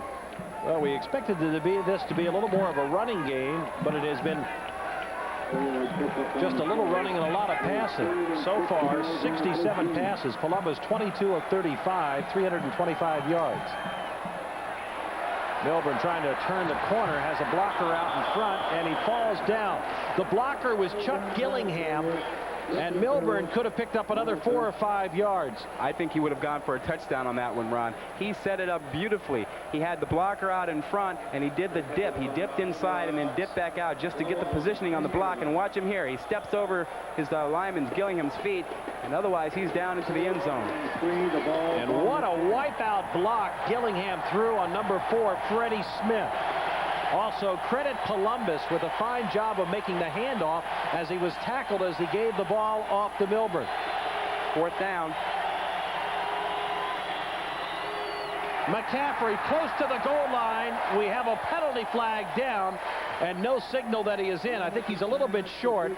Freddie Smith with the tackle, but let's see if they call pass interference against the Spartans. I believe it will be pass interference against the Spartans, because Freddie Smith was hanging on for dear life on McCaffrey, because he knows that he's not supposed to let McCaffrey inside, and McCaffrey got inside on him, so he grabbed onto him. And that's what it is. So it'd be 1st and goal to go. Down inside the 1-yard line, and we have an injured player down, and it is Freddie Smith. And they seem to be working on the left knee, which he sprained last week and has been wearing a brace on today. So on that particular play, to use the cliche, they added injury to insult in a sense. Well, McCaffrey does a real good job of getting inside. As a defensive back, your job is not to let him inside, but McCaffrey keeps fighting to get in, so Freddie Smith hangs on for dear life. I know, I've done that a few times.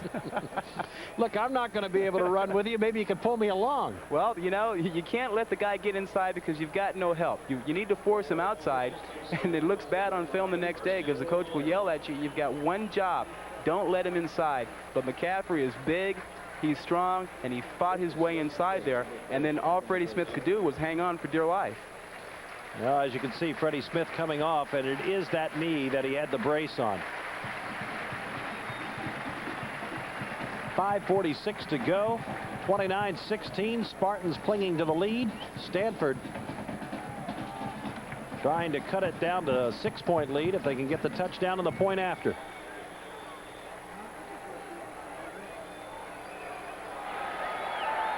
They have Roberts and Vardell in the backfield. What do you bet Vardell gets the ball here? I think Columbus will keep it. Fumble, and he gets it back. He was going to keep it, and it squirted right between his legs.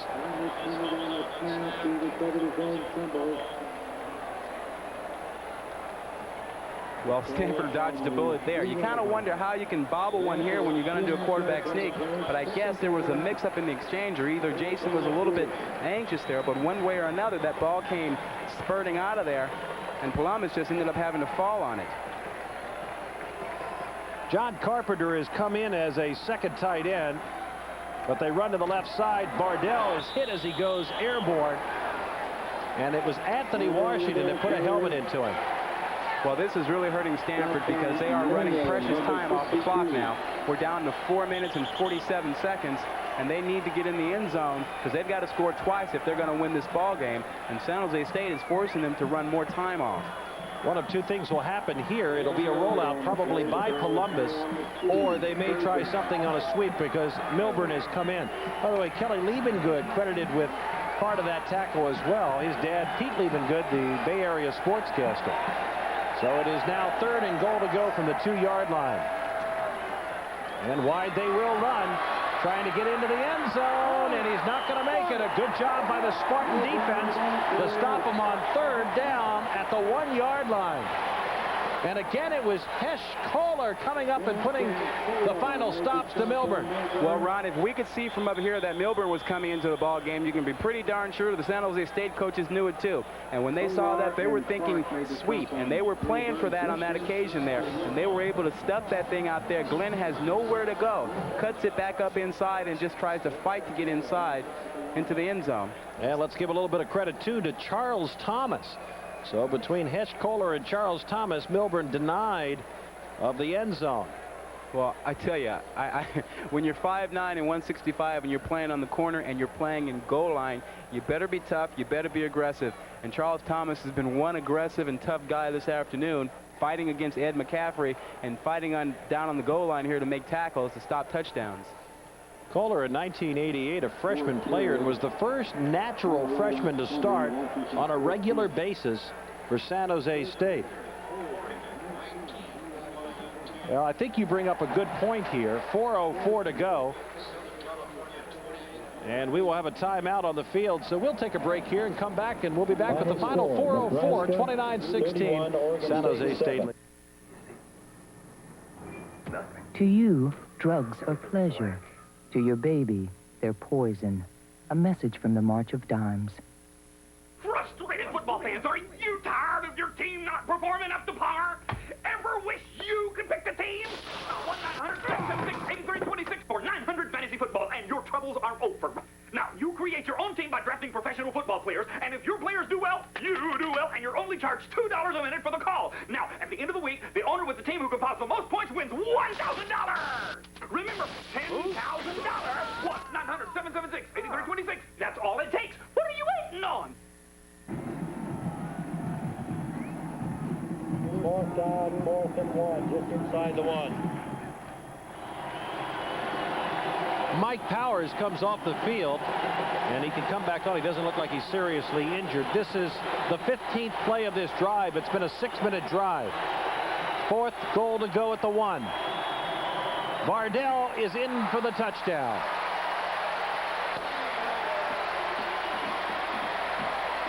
Well, we talked about that one earlier. We thought Bardell would get the ball on the first attempt when Jason Columbus had the bad exchange and Stanford found itself on the 3-yard line. Bardell is excellent at getting up and over the line in this situation, and they've done that with him earlier this year and earlier in the ball game, and he does it again here to get Stanford back within this ball game, 29-22, as they line up for an extra point. Hopkins, who has missed 2 field goals, trying the extra point.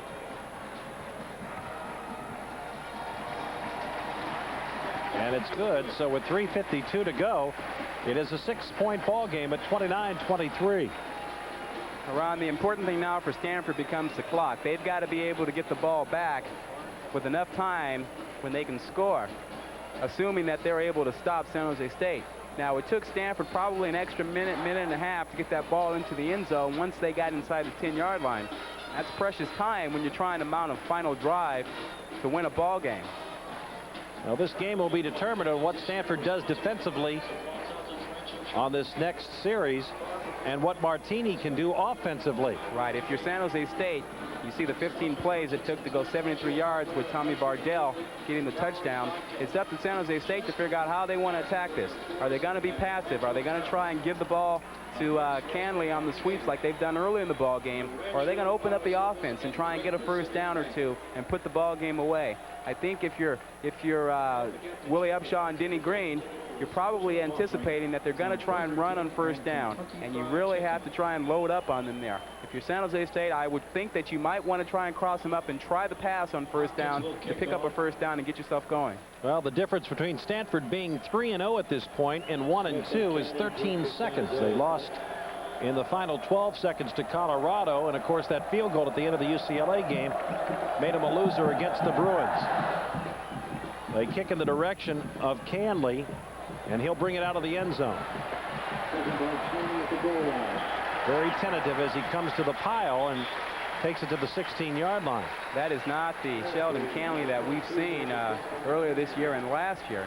He's a very aggressive, slashing type of runner, but he's put the ball on the ground 3 or 4 times today, and I think that's kind of softened him up some, and he doesn't really want to take a risk of losing the ball again. So you saw he tiptoed into that tackle that time. One of the things we mentioned earlier was that Canley is a slow starter, and he loves to get into the second half, wear down defenses, and that's where he has been most productive, with the exception of last week when he had 253 yards. So the Spartans start at their own 17. Canley on the pitch, sees the hole, busts up in it, and a big gain.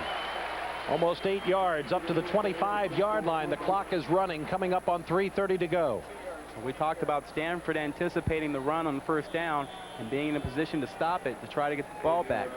But San Jose State was able to pull up 8 yards out of that. Canley having perhaps his best run of the day on that carry. He's got 42 yards on the 20 carries this afternoon, well below his average. Averaging 2 yards a carry today, on the season 4 yards a carry. So Stanford has handled him well. Little screen pass going to Jackson. And he picks up the first down, but goes out of bounds, stopping the clock, and we're just one tick away of having 3 minutes left in this game. Listen on the sideline. Take a breather, fellas. It's a hell of a fight. A hell of a fight. This is great. This is fantastic. And you can hear on the sideline, this is a hell of a fight. And it always is when these two teams get together. Well, San Jose State looks up and they find themselves 3 minutes away from walking out of here with a win. They know that they've got to pick up a couple of first downs, and if they can do that, then they will have sealed that win.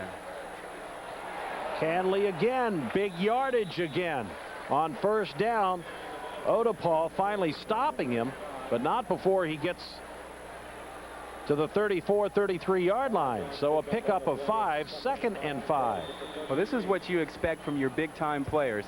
In a tough game-win situation, and the other team knows what you're going to do, your big impact players have got to make plays for you. And Canley's doing that for San Jose State right now. He knows that Stanford's loading up on first down, looking for him to get the ball, yet he's still coming up with 5, 6, 7 yards on that carry. At the least, they want to put Stanford back deep in their own territory, where they have to go a long way if they're going to get the touchdown to beat them.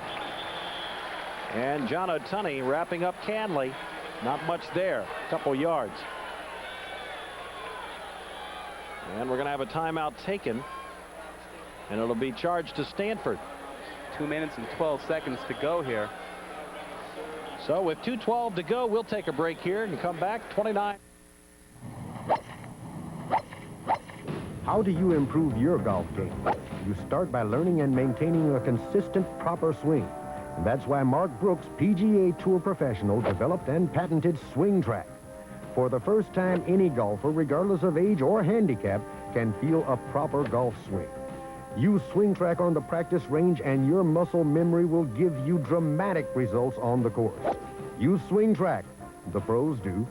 I think it's a device that'll help every player, even the pros. And it really helped me to understand how important it is to keep your arms soft throughout the backswing and the downswing.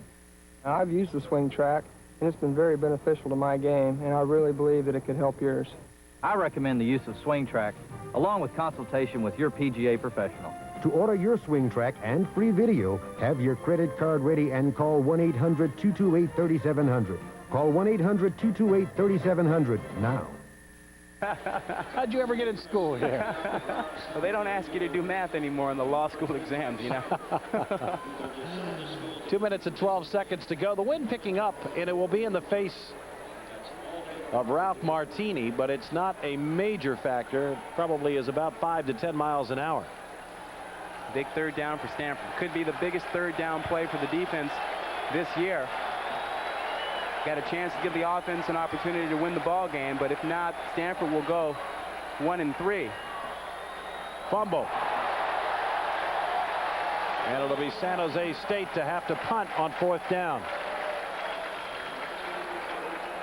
Clock is still running, coming up on 2 minutes, and they'll use every bit of the 30 seconds.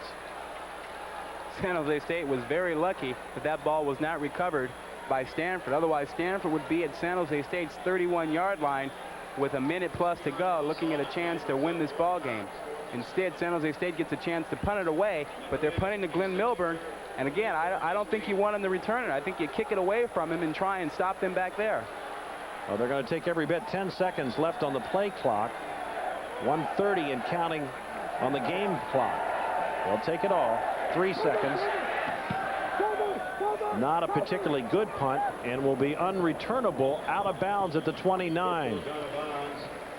About the 29-yard line of Stanford. Talk about sweaty palms. Negre, given the fact that he has had a couple of punts blocked, and knowing how important this was, probably a little bit on the tight side, but he did a good job. Kept it away from Milburn. I'm sure he was thinking more about catching the ball cleanly and kicking it. He didn't care if he got a 50 or 40 yarder out of it. I think he just wanted to get it away without having a mishap on his side of the field. And Stanford has the ball now at their own 29. They've got 2 timeouts with 1 minute and 20 to go here. Well, what they've got to do is be smart about the way they use the field. They still have plenty of time. They can use the sidelines to stop the clock. And they don't want to try to get it all back in one pop. And there's a penalty down. It could be holding. Milburn with it in the middle of the field. And he gets across the 35-yard line, but I think we're going to have holding. It will be holding, and I think it's going to be called against Chuck Gillingham. And Gillingham is protesting that. And as they march backwards, with the clock showing 1:12, now they are going to have to go long and try to get it up around midfield or into Spartan territory with one play.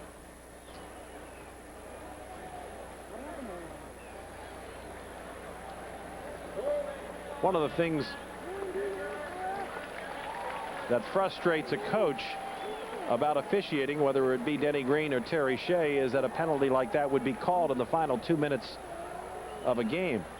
Sure, you could almost call holding on any play throughout a ball game, and you just hope that officials don't try and take control of the game and determine the outcome in the final 2 minutes of it or so by calling penalties like that.